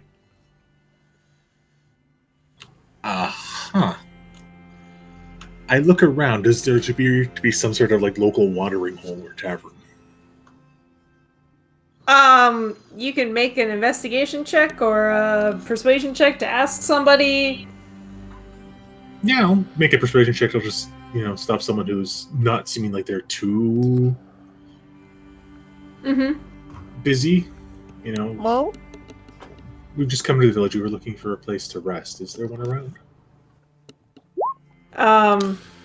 You come up to an older elven woman, who takes a little bit of time to look at every single one of you before answering. It makes everybody a little bit uncomfortable. I just Hello. smile. so he gives a wave. She says, "End of the road." No, thank you, ma'am.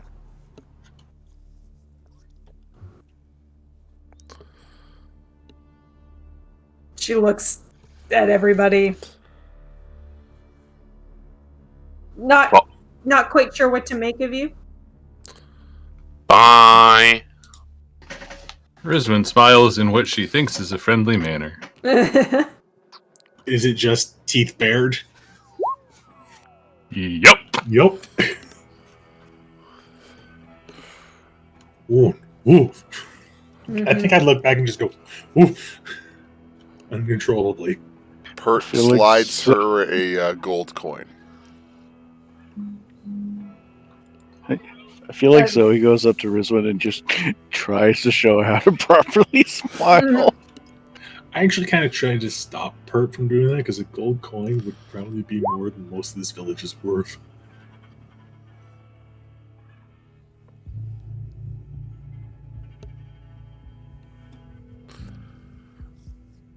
Let him do the thing.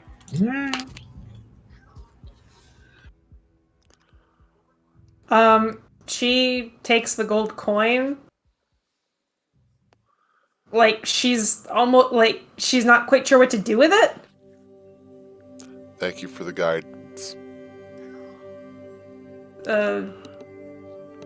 Thanks. They don't have money out here, do they? Pretty sure they work on the barter system. I don't know here, but back in town, now money is not a thing. I'm sure back at your home, if you needed something, you traded your carrots for their fish or something like that, right? Even more loosely than that. We all know each other, so like we know Bob. Bob makes shoes for everyone. Yeah, but if you need, It's not that every time he needs something, he needs to make a shoe for it. He just asks, and when we need shoes, we ask him for that shoe.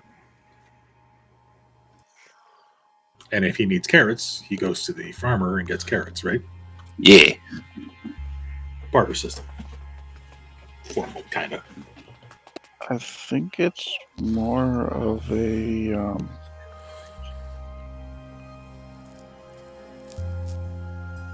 community where you just work for the greater good. Yeah, more like that. No one's keeping tab on what you own or you have over do or something.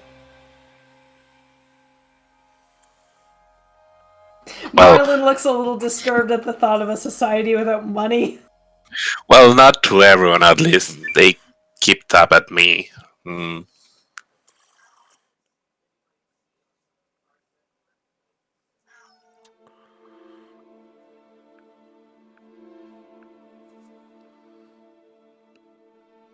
Okay, well, I'll just trot down the, I guess, dirt road to where she indicated. Mm-hmm. You do find a bigger building. There's no like sign outside that says Inn Tavern or even says like a name. It's just a larger building. Like it's got double doors. That's about it. Is there like a hitching post or anything? Yes, there would be.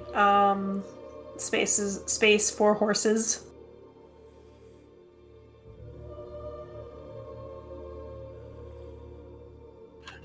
Okay, well, hitch my horse to it just out of Mhm. formality because I need to. But Yeah, there are Mhm. currently no other horses there.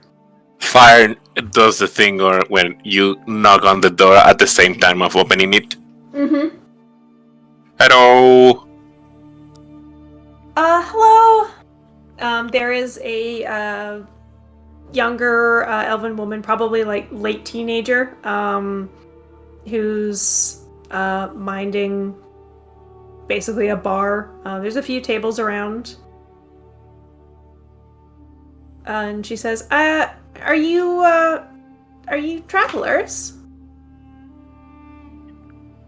yeah, we're just passing through onto another village in the area, and we thought we'd stop for something that's not a bedroll under a pine tree.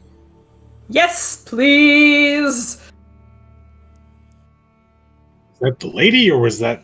That was Theodore coming up from behind.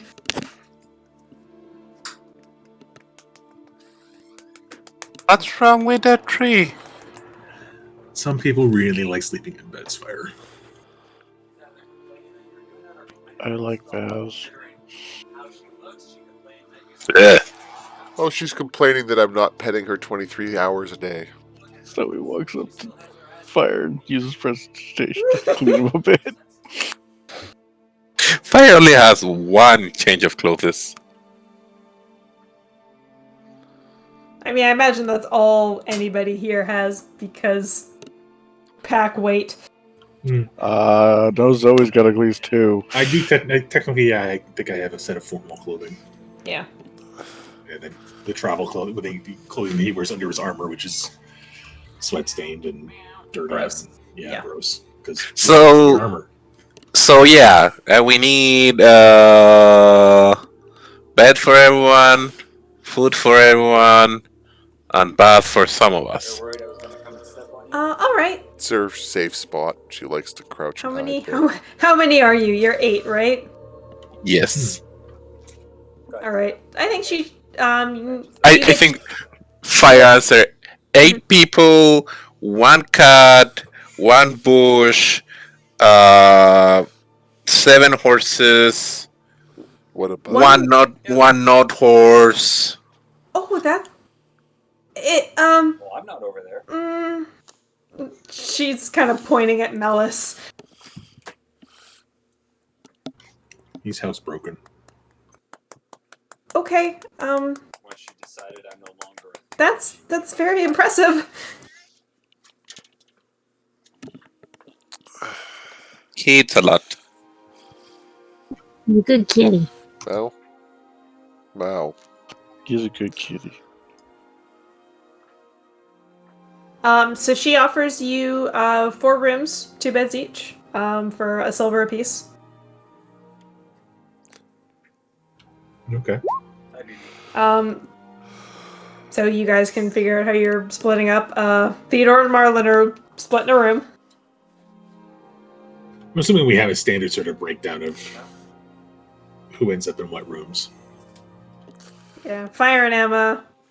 Rizwin and Zoe. Yeah. Really? Camille and Pert. Sorry, Unless- Camille. No, unless someone else decides to change it. Yeah.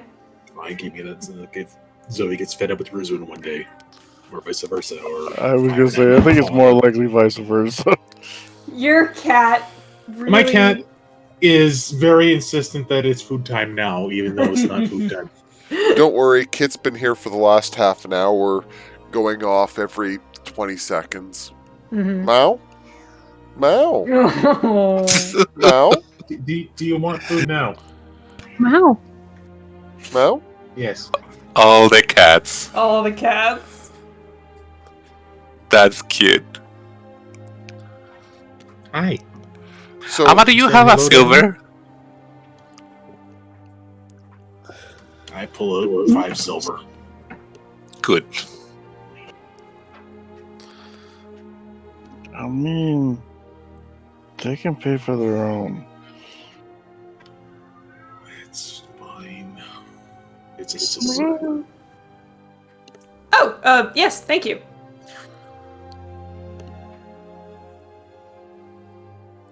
How does the innkeeper in this community that doesn't use money know about money?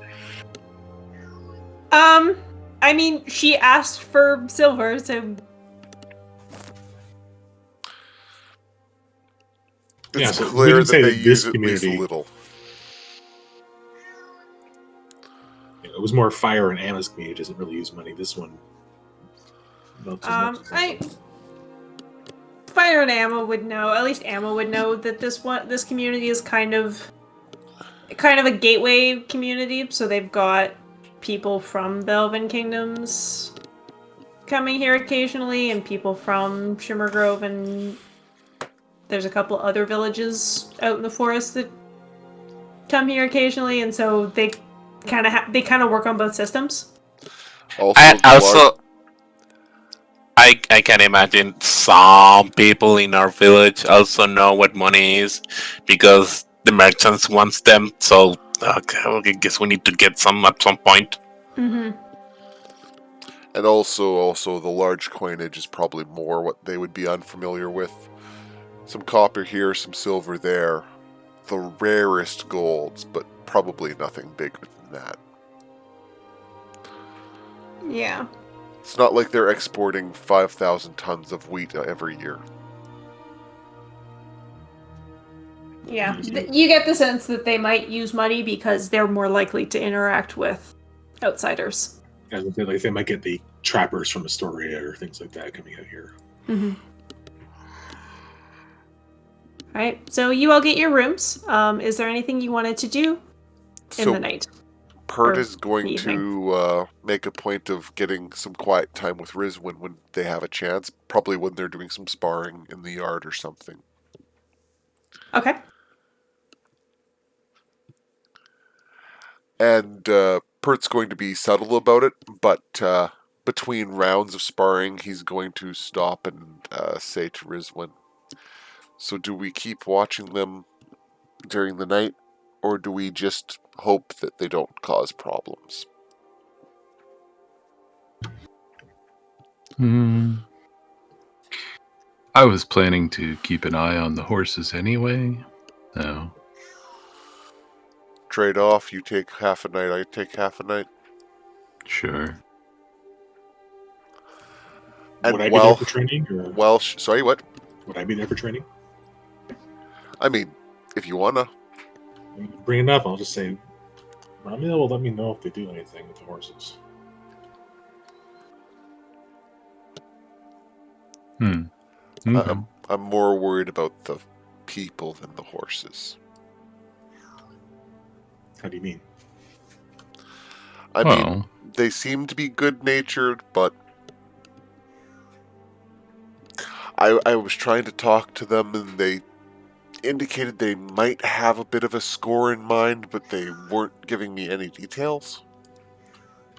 What could they possibly want in this kind of village? I don't think it's this village, I think it's the tree. But Okay, again, yeah, that's just theoretical. So, tonight they're not that worried about it because they still need us to escort them to that village, so they're not going to do anything tonight. But keep an eye out for them, sure. Yeah, I think the closer we get, the more vigilant we need to be. And it's not necessarily that there is anything valuable, but they seem to think there is, so... Guess I don't have the sense to stay away from Cyclopses. Cyclope? Cyclopses? I don't know. It's like moose. It's just the same.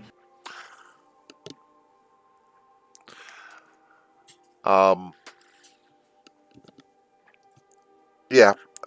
And Pert will have one other thing he wants to do after the dueling is done with, but he'll probably get pretty thrashed over the course of that. Okay.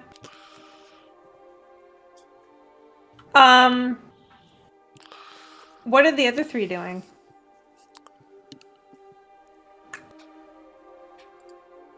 I don't know. Just enjoying more meal that I didn't made. Okay. Not enough mushrooms, 8 out of 10.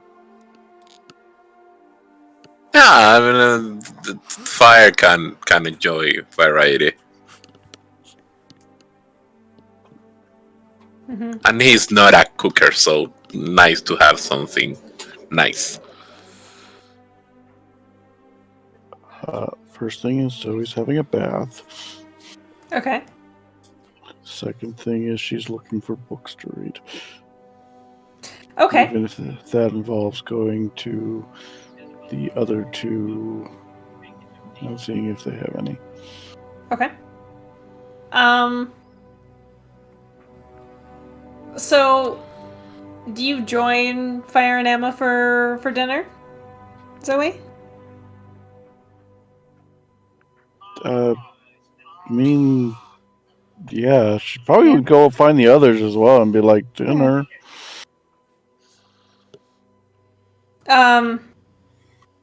So as the fight training is finishing up, Fire Emma and Zoe are starting to eat. You notice that a couple of tables over, there's a decent crowd of locals that have formed, and you're pretty sure you see a couple of familiar backs in that crowd.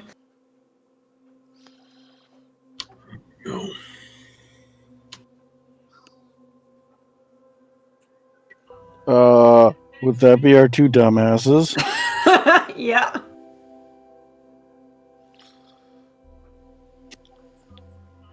With the people who seem to be the most concerned being not here.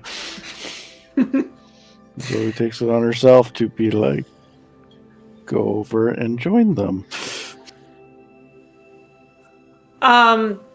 You sort of poke your head into this crowd of people.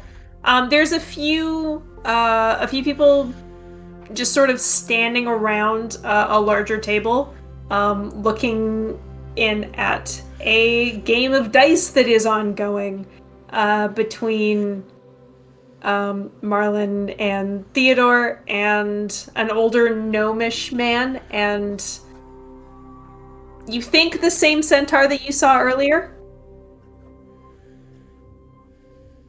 And does it look like people are using their own dice, or these were provided to them?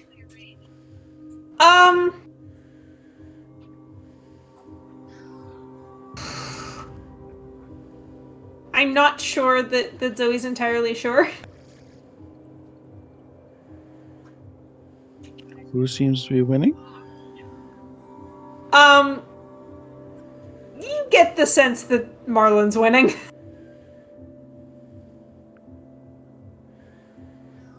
The four of them roll their d4s behind their sort of covered hands, and then Theodore says, "Okay, reveal," and they all sort of reveal their dice, and you're not in a position to see the dice of the gnome and the centaur, but you see sort of a disappointed look, and some like oohs from the crowd, and Marlin throws his hands up in the air. Yes! And grabs his winnings off the table. There's a couple of, like a handful of silver from Theodore's pile, and a handful of silver from the gnomish man, and a couple, I shouldn't say a couple, looks like a decent quality dagger from the centaur.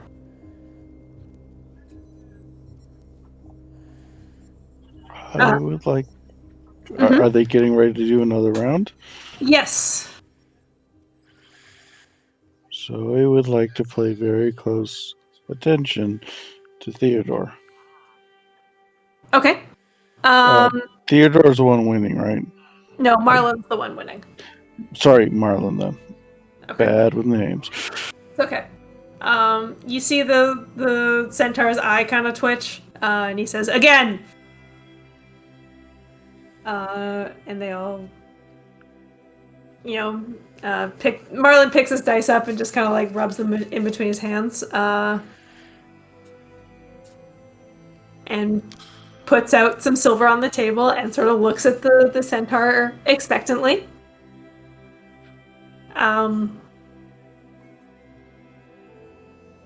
centaur stares back at Marlin and puts, grabs something from a pocket and puts it on the table with a bit of a thud and takes his hand away, and you see gold. It looks like some sort of gold statue that's maybe about as tall as your hand is. And both Theodore and Marlin's eyes go wide.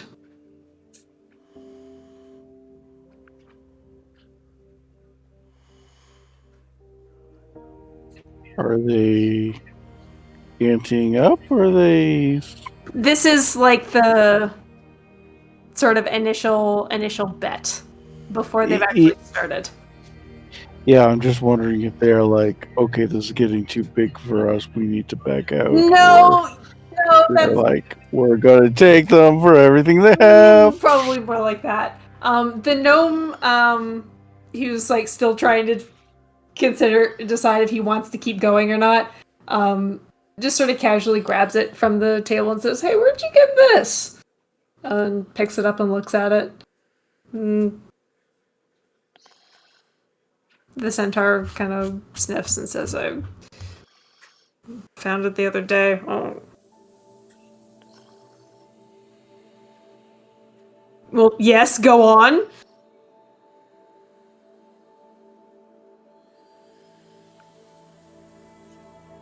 Sorry, I gotta go back through my notes. No worries. And the centaur explains to the gnome and to a very interested Theodore and Marlin that he was poking around a cave to the north and just found it in the dirt. And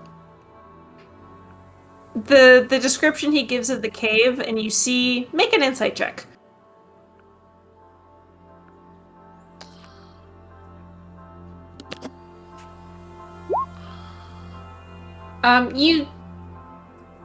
You see a couple of people sort of look around uncomfortably when he describes where it is, almost like that's a place you're not supposed to go.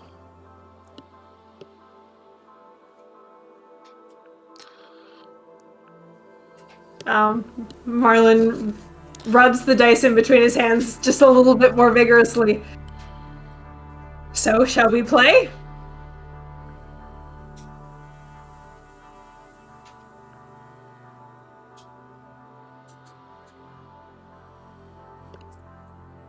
I don't think I need to tell you how it goes. Does Zoe see him cheat? Make a perception check.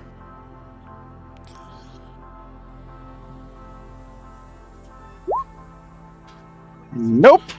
You do not. In fact, it's Theodore that wins this time.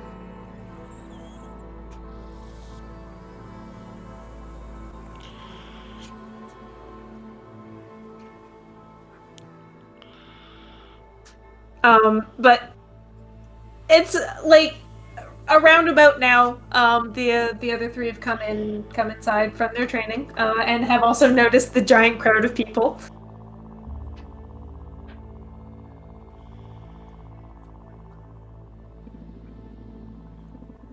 And it's at this point Marlin sort of looks around at you guys and says, maybe we better call it there before we clean you out of everything you have, Oh, are we playing dice? Well, not anymore. Oh, why not? Well, if you would like to, I'm sure that these fine people would love some excitement. Yeah, we can give him a show. And she's like locked eyes with him when she says that. All right.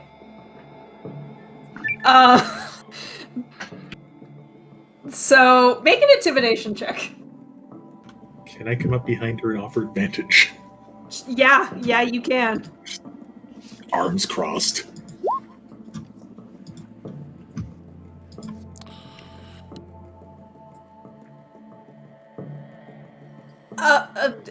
Yeah, we can play a couple more. I only have 4 sets of dice, though.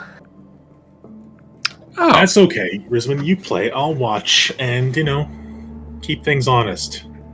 she pulls out her dice set, Oh. slaps it down on the table in front of him, and takes his dice. Okay.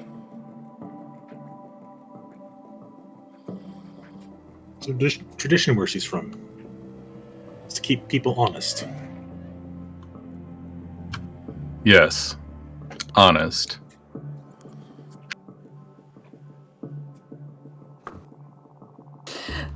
All right. You guys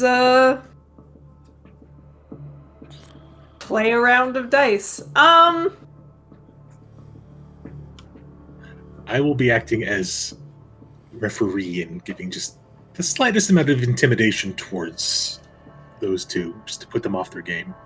Okay. Sorry, I have to pull up my own dice. Was it a D8, a D6, and a D4? D8s. Do the 3 outsiders remain, or do a couple of them thin out? They're mostly staying around to watch. There's space around the table for more people to sort of poke their heads in. But the centaur and the gnome both back out? Actually, I think the gnome is done. He's like, I've lost enough as it is. One of the others in the crowd, another gnome, a younger man, immediately sort of takes a seat when he gets up.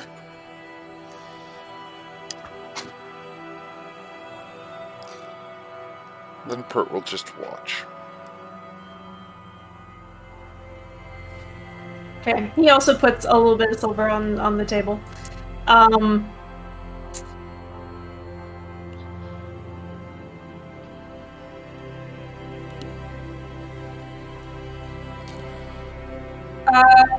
Nibbles, roll me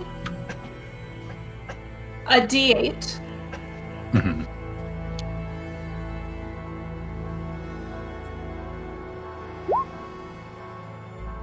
Roll me a D6. That D6 is a 6. Okay. And roll me the D4. Ooh. Think Rizwan wins pretty handily. Let me... Not that one. Oh! No, the younger gnome, manages to squeak out a victory with 1 more than you. That's fine. How many rounds do you play? I would like to keep going until it's apparent that the dice I'm rolling, I'm guessing, are weighted. Yeah.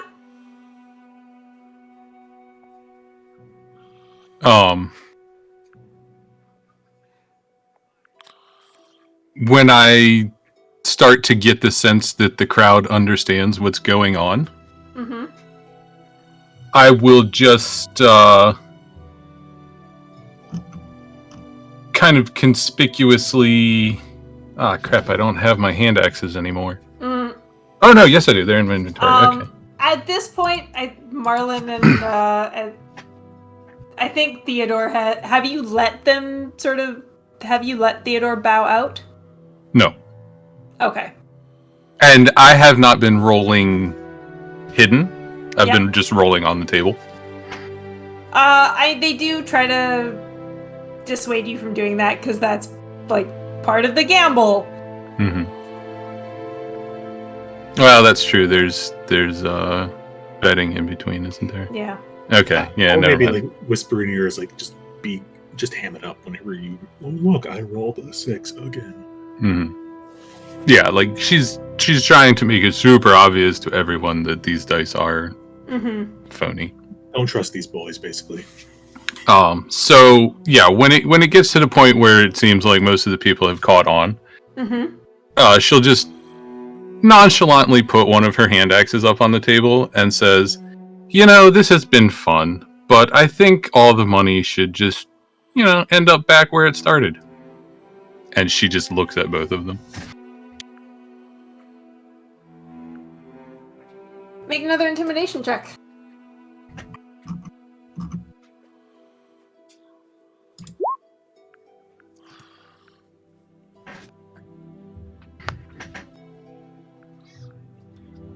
No. Theodore takes one look at you and goes,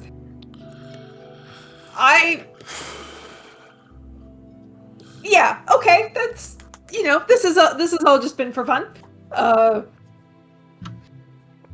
Here, and returns a whole,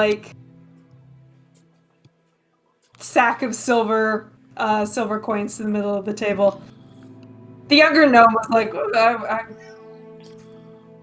oh, boo. Returns the little bit that he won. The centaur also seems a little bit miffed, I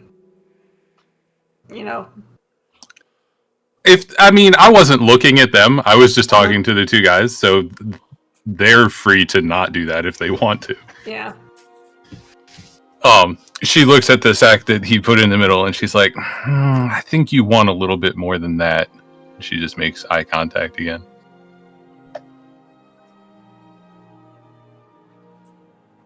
He very slowly puts the gold idol back on the table. She just maintains eye contact.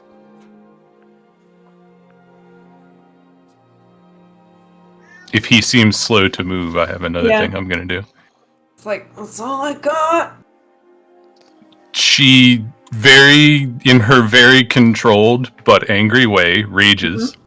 Okay. And crushes the dice set in her hand. I was going to do that too. His eyes go wide. Does anybody know where I could buy some new dice? You can have mine. No. Great. No. No. And she's still waiting on him to put more silver in the middle. Okay. He puts some more. If I get a sense that it's okay, they've learned their lesson, I'll put a hand on Risman's shoulder. I'm waiting for them to have maybe 5 or 10% more money in the middle than they actually won. Yeah, that's what they do. You are scary enough. Yeah. Taking advantage, and she's just saying this out loud in the middle, taking advantage of someone that has a lot of money and can fend for themselves is one thing. Taking advantage of people that work hard for a living is not the kind of thing that people who travel with me do. Yes, ma'am. And she walks away.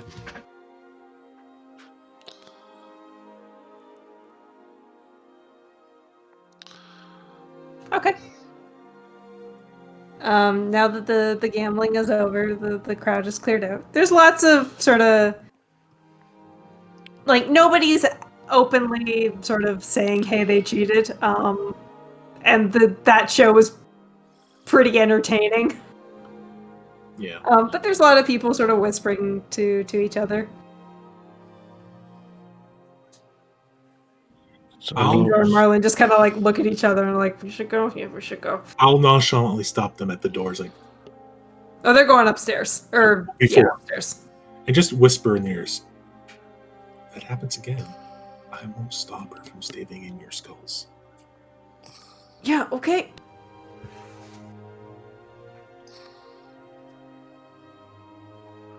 Clap them both on the shoulder.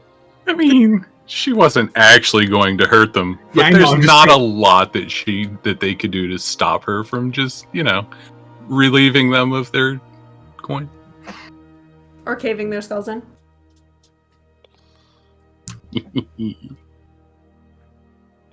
I'm just, But you're yes, trying to after that, sell the idea that Rizwin is incredibly scary and on a very short fuse. Mm-hmm. And I I'm mean, the I don't reasonable one. think that's much of a fabrication. Well, reinforcing it. Yeah. After that, though, she will go out. Assuming it's late enough, she will go out to begin first watch. Food. Getting cold.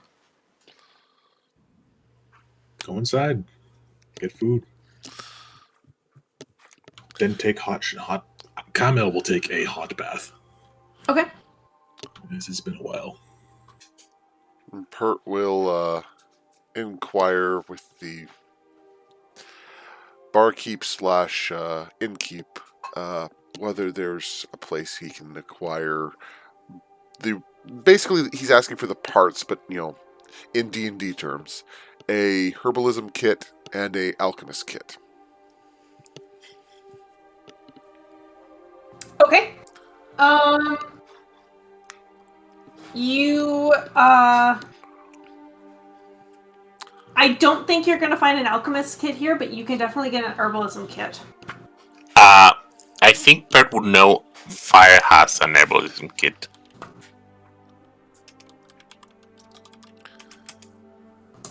Alrighty. Pert will happily go off and buy the herbalism kit because he doesn't want to be mixing poisons and Fire's perfectly safe. Uh-huh. Okay.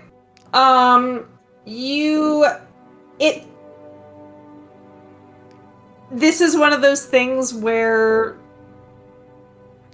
like, they'll take the gold for it, but they'd much rather have something of use. Do you have something that's worth 5 gold? So, that depends on your definition of worth 5 gold. Uh-huh. Pert has a couple of things he could offer. He's got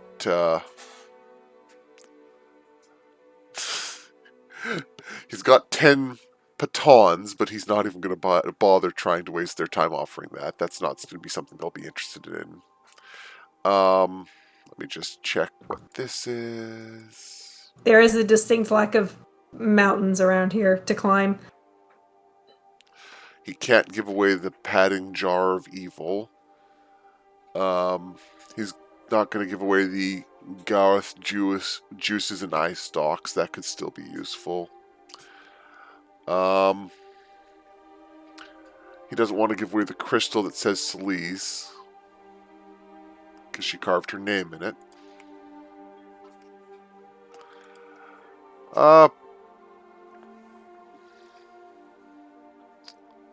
So he's got a dagger and a dull dagger. Actually, no,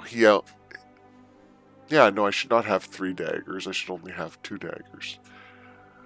So he's got a dull dagger and his old rapier. Okay. They'll take the rapier. All right, he'll give them his old rapier. Okay.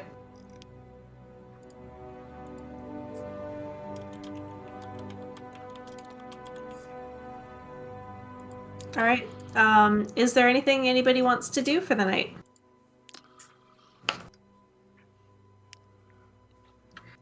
Just keep in watch. Okay. Pert will do his watch after Rizwin, so... Okay, Pert takes second watch. Who's on Yeah, third? I probably would have tried to conscript Kamail into doing one as well. Yeah. Okay. So one of us does one watch each. Yeah.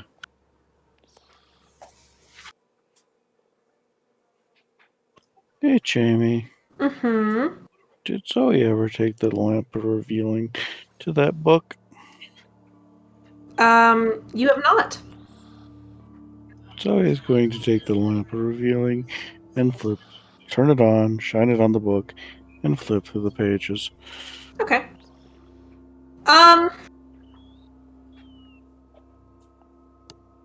As you sort of flip through the pages of the book, nothing's lighting up. And you get to the back of the book, and that eye symbol that Pert traced out is glowing. It's like the something that's under, like it's glowing from underneath the paper.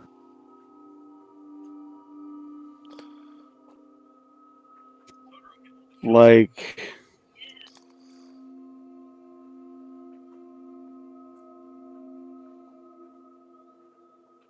does it look like I could,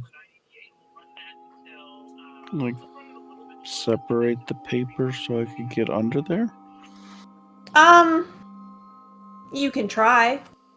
But it's more like like whatever's sort of making it glow in the lamp of revealing is just painted or like inside whatever depression that was. Or like maybe the depression, if there's something sort of there, like almost like it wasn't maybe filled all the way properly or something.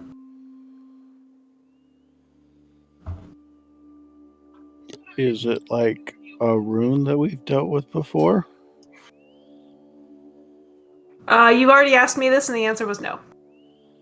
No. Okay, what I meant by that was, is this like a rune similar to runes we've dealt with, not specifically one we have dealt with before? Was the way I was trying to word that as. You don't think it's like, it doesn't seem to be a magical rune. This doesn't like it seems like more of it's a symbol as opposed to a rune with actual purpose, like a magical purpose. Okay. So Risman, you're just hanging out with the horses for a few hours? Yeah, and I guess maybe trying to clock, like, if there's a window that they're in, just to make sure that they stay in their room. Okay. Yeah, all of the rooms have windows. I think you can pretty easily, like, there's not a lot of rooms. You can sort of figure out by process of elimination what room they would be in. All seems quiet.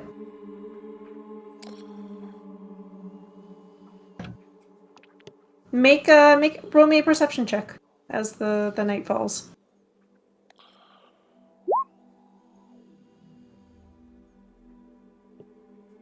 Okay. All seems pretty quiet. Everybody goes to bed. You hear the occasional "bah."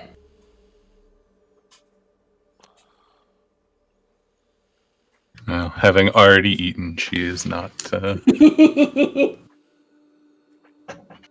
And yeah, at the end of her shift, she'll swing past their room one more time and then go wake up Bert.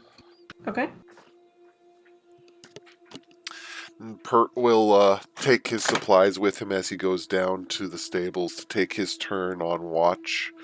And he's going to spend his time on watch just casually processing through the 6 or 8 things he's already collected, carefully labeling and jarring the dried and or ground results. Basically just trying to making a catalog of what he's got so he can experiment in the future. Okay. Make me a perception check. Perception.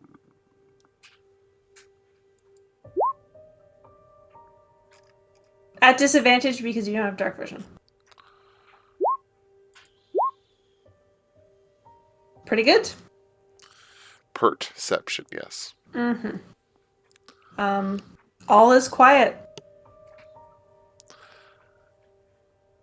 And towards the end of Pert's watch, he will go over to Horse and ask Horse, so, can you wake Kamale up, or do I have to wake him up myself?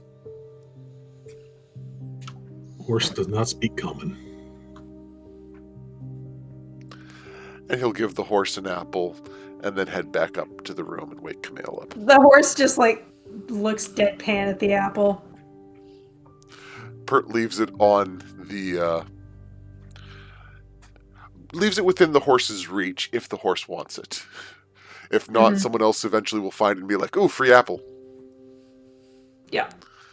And he'll go wake Kamale up to trade shifts. To interject real quick, sorry. What was the light situation like? Not good at all. Okay. Would dark vision allow her to see well enough to work on any kind of jeweling? Jeweling is not a word. Probably not, because it's you can see it as though it is dim light. Okay. Never mind then. I was sort of going under the assumption that Pert had a light source because he was working on writing stuff. He would use a torch. Yeah. You're kind of trying to work at twilight or sundown. Yeah, it's pretty tough. All right, Kamale, you get woken up for your watch.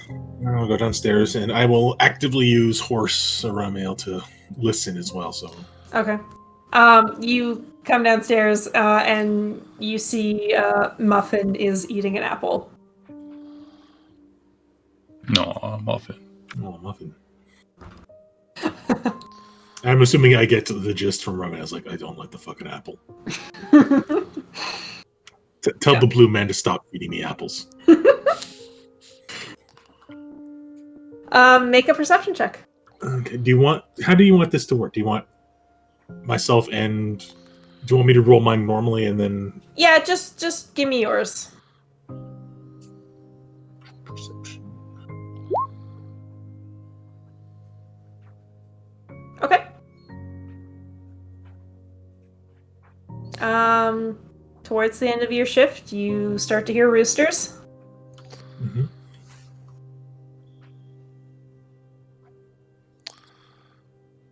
Is the ground particularly soft around the building at all? Like it would leave like footprints in it, or if like someone were to jump down from a Not really. It's been a while since it rained. Amma or Pert might be able to see something like tracks, but there's also like a dirt path that runs along the side of the inn, so there are, footprints. Alrighty.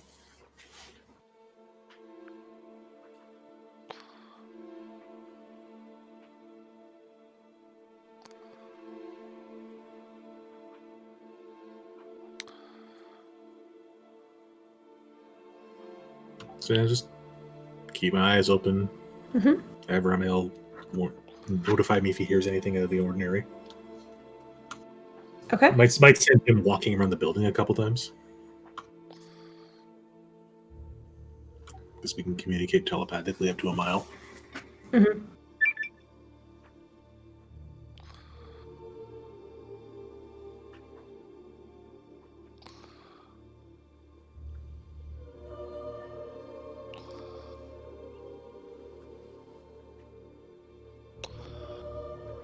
All right. Ramil sees a couple of villagers just waking up, starting their day. But other than that, your shift is quiet. Okay. Well, I guess as far as we know, they didn't leave.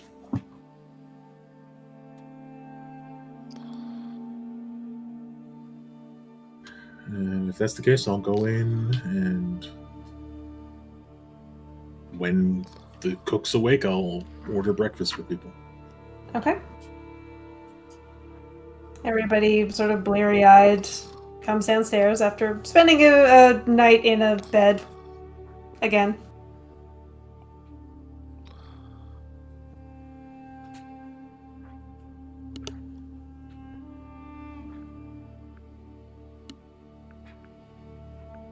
I think Fire looks a bit anxious. Mm-hmm. You are greeted to a breakfast of eggs and toast. Maybe tea. Because I don't think this region has coffee. They sure don't. They do have some tea. It's very, like, floral. Non-caffeinated tea.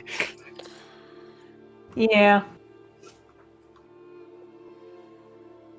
Rizwin makes the face of someone who is eating something because they know they need nourishment.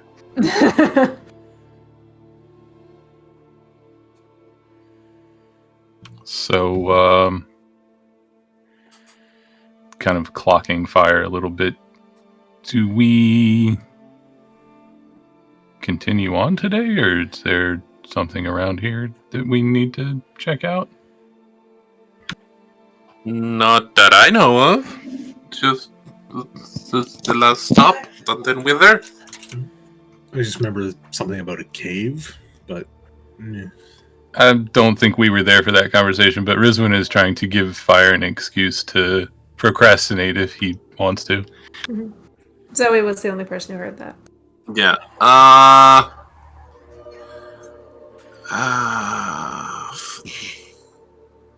Fire is very insightful. I think he will catch up on that, but it's like, no. Let's go and do the thing. The sooner the better. We can be on the road again. On the road again.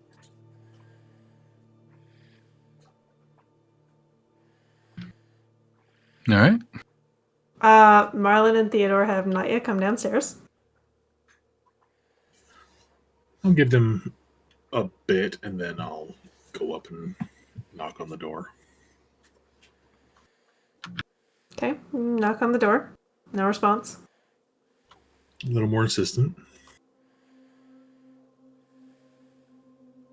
No response. Sigh and open the door. You open the door, and there is nobody inside. Go back downstairs. They got away from us last night. The two dogs? Yup. Oh well. I got a feeling they're either wandering off to your village or, I don't know, did something else catch their eye when... Like, they seem really insist on getting to that village. When Kumail says they got away, Rizwin says some words that Kumail, who has spent a lot of time around sailors, have probably heard. Rizwin, that's not ladylike. Rizwin's not a lady. She gives a snort of agreement. Like, Well, if they go to the village, we'll meet them again. I don't get why they would want to go the last leg alone. So I guess that means they're going somewhere else. Does anyone else have an idea where they might have gone? 2 points. The centaur, or wherever the centaur told them they found the shiny gold statue. Oh no. So, I feel like sharing it. People seem to be trying to drag it out.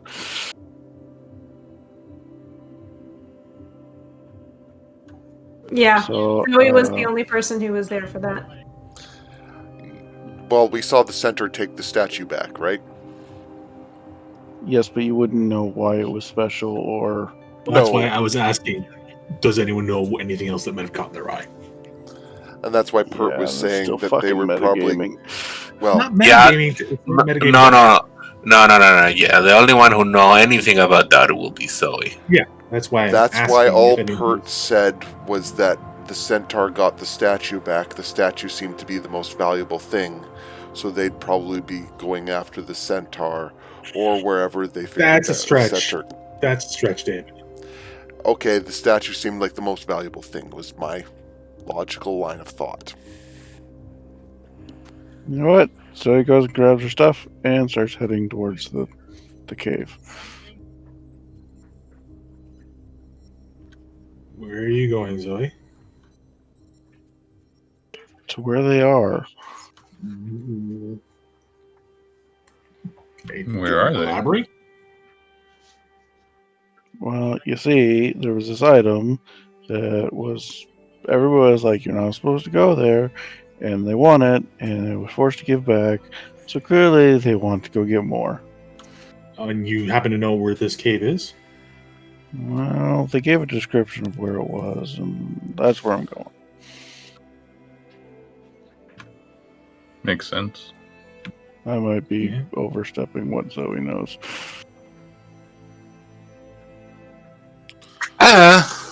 Guess. Let's go. I'll look at Amber and Fire since they're from the region. Do you know of a cave that no one's in the region supposed to go to? No idea. Amma? Mm. Emma, I don't think you've heard of that. I mean, there's like if it's north of here, which is almost back the way you came, it's pretty far out for hunters from your village to go anyways. So it's not necessarily something that you would know about.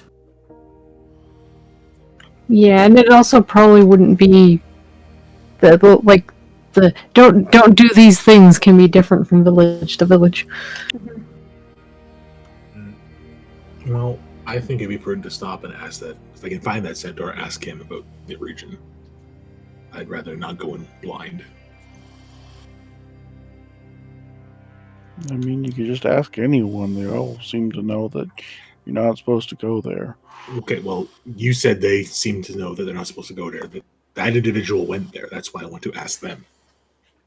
Because they obviously might have more information than someone who has got a hereditary fear of the area. To the centaur! I'm a centaur. What are you talking about? To the other centaur. Wait, you're a centaur?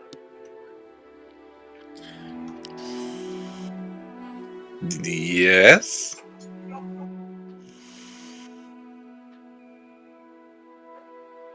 Okay. I'm gonna just table that for now. Yeah, Jane, we're gonna just try to find, or ask around and see if we can find that centaur from last night. Okay. Whoever's leading this can make a persuasion check. No one's gonna roll before me. I will.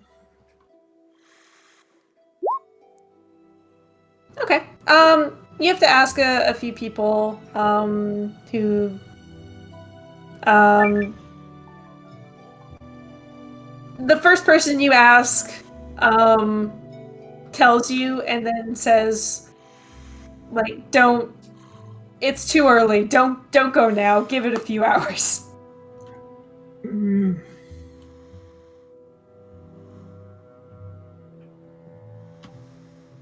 Don't know if we have a couple hours, but I thank you for your information. Okay. So you go right there? Yup. Alright. So within the sort of wooded half of the village, there's a sort of long, wide, single floor house that you've been directed to. You knock on the door. It takes a few minutes, but the centaur you saw last night eventually opens it. Can I help you? Yes, I'm sorry to bother you this early, but we were gambling with the people we were traveling with last night, and Oh yeah. the impulsiveness of their demeanor has meant they've decided to go and try to find that cave you mentioned. And we were hoping you could direct us towards that so as to make sure that they don't, I don't know, fall down and break their necks. He just kind of rubs a hand over his face.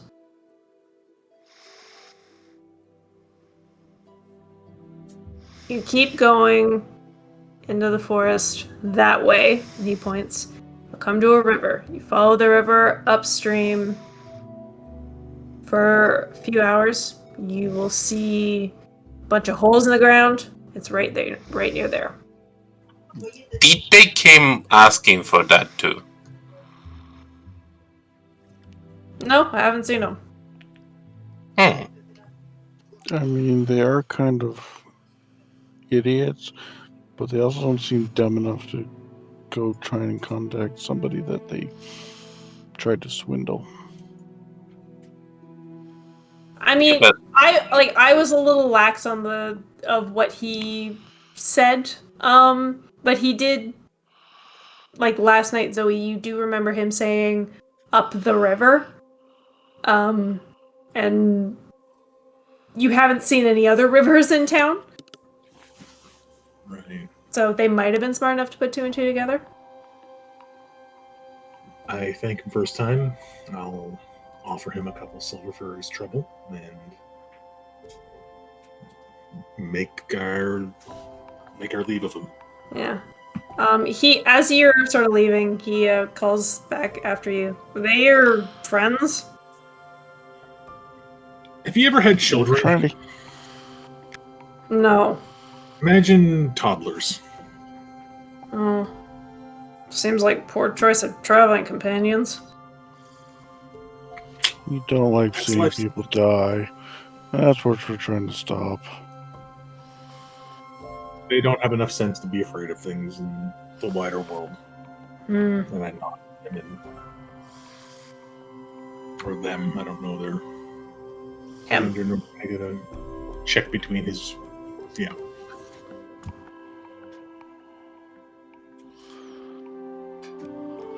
Alright, well, he waves you goodbye. And I give Pert and Amalus the directions and lead on.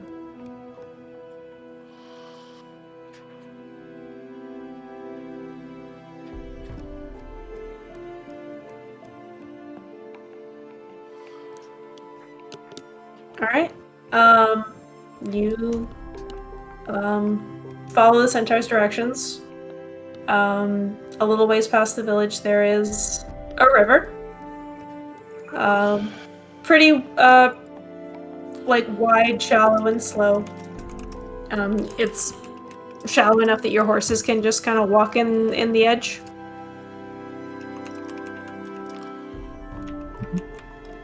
And you take a couple of hours to walk your horses up it. I assume you're taking your horses? Yeah, we'll probably head straight to the Fires Village after we're done with this whole headache. Mm-hmm.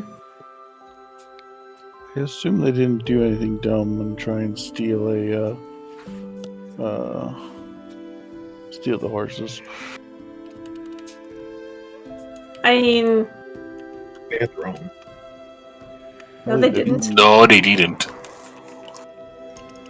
We have all of our horses, right? Yes. So they went on foot.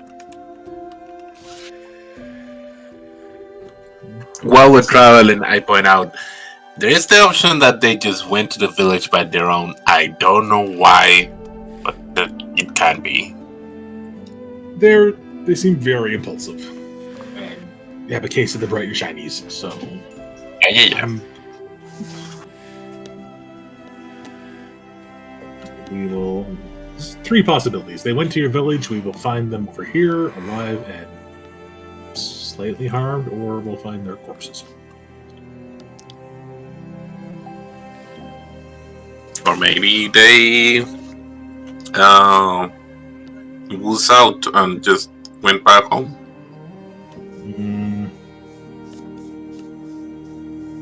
Doubtful.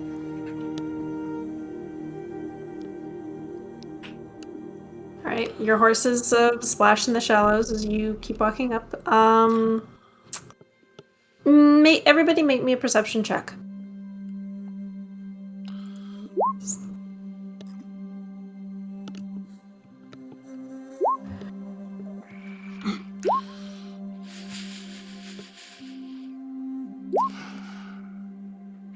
Woof. So 3 people Whoa. are looking at a squirrel, and the rest of us are looking at the road.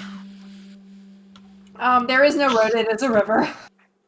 So he clearly found those books she was looking for, Mm-hmm. and used one, and is trying to learn that spell to read while she's riding the horse. I was deep in concentration with my horse, asking it Yeah. why I didn't see anything.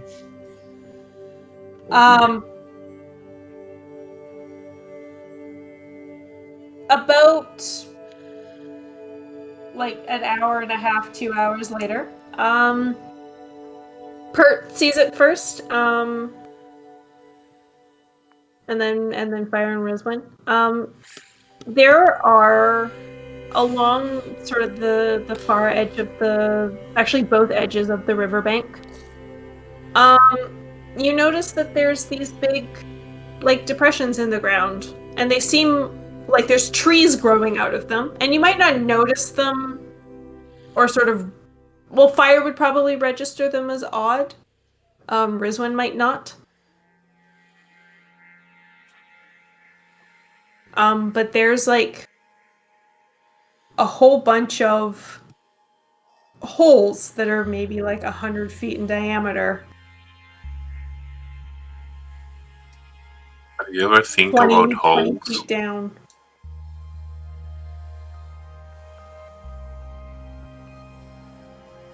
Oh, weird. How large? Like 100 feet in diameter. Hmm. Something put a lot of effort into this. Pert can make me a history check. Anybody else proficient in history can make me a history check. Rizwin will reply to that with someone, maybe. Pert, you think Rizwin might be right.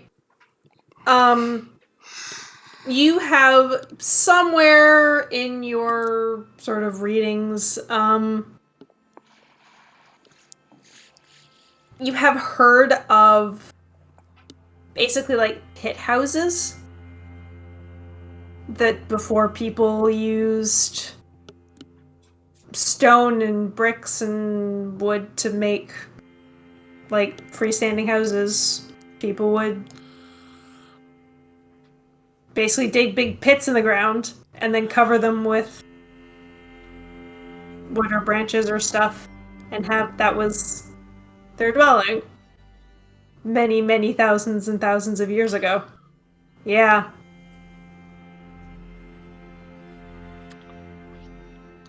And these have all sort of grown over. There's grass and moss and trees growing out of them. So, based on my reading, this suggests this might have been in a city once. Well, a village. There's Yeah. maybe like A population 15 or center. 20. Yeah. A gathering place, a communal village, a group gathering spot. Regardless, my reading suggests that this might be one of those ancient ruins from early civilizations. Did Zoe, the statue you saw, did it look old or religious or like? I don't know. Did it, Jamie? Make a religion check. I don't ask for those very often.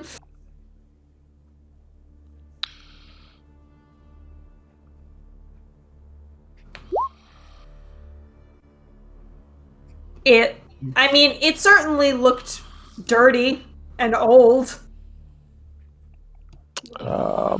It wasn't cleaned up and shiny or anything like that. You saw it as well. Yeah, okay, I did see it. Was it like? I'm getting at like, did it like? Would it look like something like Neolithic, like the Venus of Wildendorf? You know. It didn't look very, very detailed. It was pretty crude, even though it was made out of solid.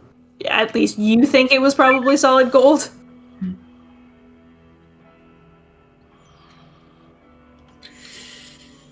Oh dear.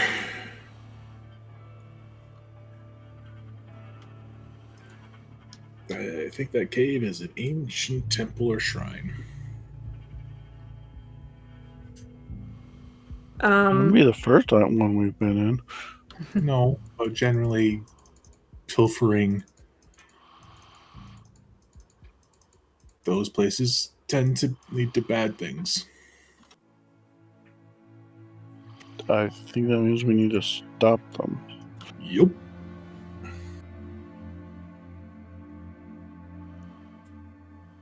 The three who rolled above a 2 on their perception check. Lol. Oh my god, these guys. You do notice, within the forest, a moderately sized hill, with a sheer rock face that has what looks like just like a natural cave in it. Maybe like 5 feet across. Like you're gonna have a hard time getting your horses in there, sort of cave entrance. Well, yeah, the horses are gonna stay outside. But that's the only one you see. Before we enter, Anna, can't you check if you see any signs of them?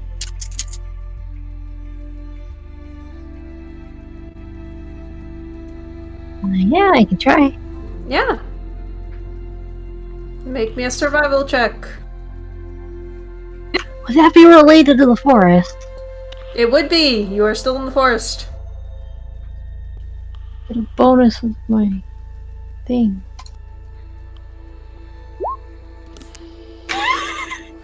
Boof. Thank God.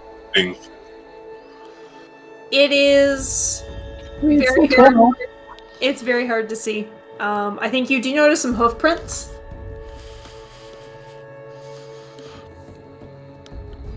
So that could be from the centaur.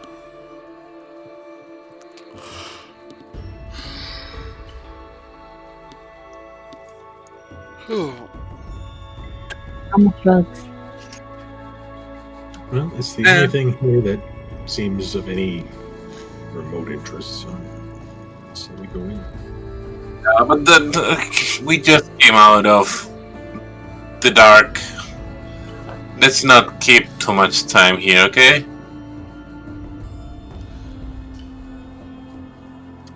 Do what's necessary, and we'll get out.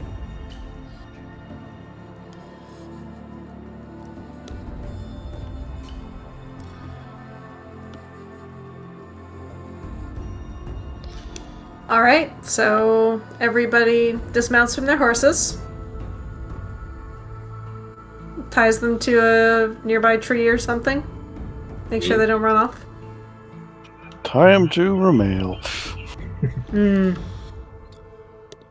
I explained them the situation so they don't run out. Alright. Yeah. Is Ramiel like good enough at this that he could like herd them? I mean, he's far more intelligent than an average horse. He's got intelligence of 7. That's Oh god. up to Cheney, really.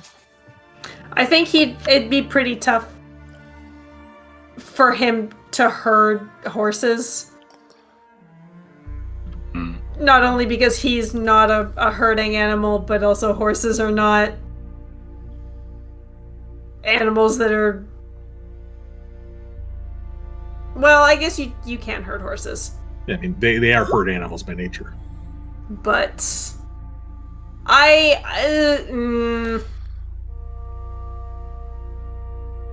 He'd be more useful, like, he doesn't need to be tied up. He'd be more useful to just keep an eye out for things and... Yeah, I was just thinking, like, out here in the woods where there are perhaps large predators, I don't want to tie up a horse to, you know, give someone a buffet. So if Ramiel could, like... If we keep Ramiel unhitched, he's in full plate, he's in full chainmail, and he's a warhorse by any definition of the term. Can I make the argument, Jamie, of in all these travels, I have been talking with the horses. They know me. I explain, we're gonna be for a bit here, wait us, just eat around, follow Ramel's orders, and you'll be back. Make a persuasion check.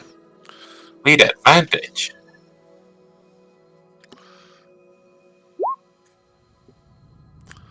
That's pretty good. The horses can't talk back to you, but they seem pretty chill about it. Cool. Sweet. Into the Yay. cave. All right. Now free of your horses, the 6 of you squeeze into the cave. Do we want light spells, or are we gonna go with them? We'll get to that next week. Fair enough. But as you all shuffle in, leaving the daylight behind, Emma, you think you hear something. Almost sounds like whispers from the cave.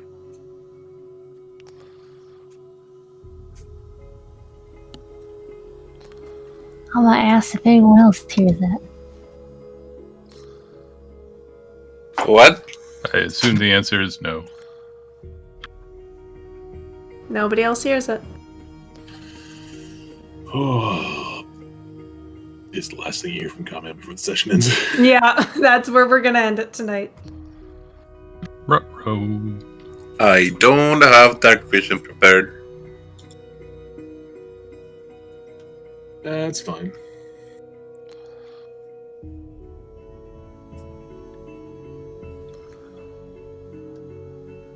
I have cloud kill. That's going to be useful in a confined space. Like, legitimately, it can be.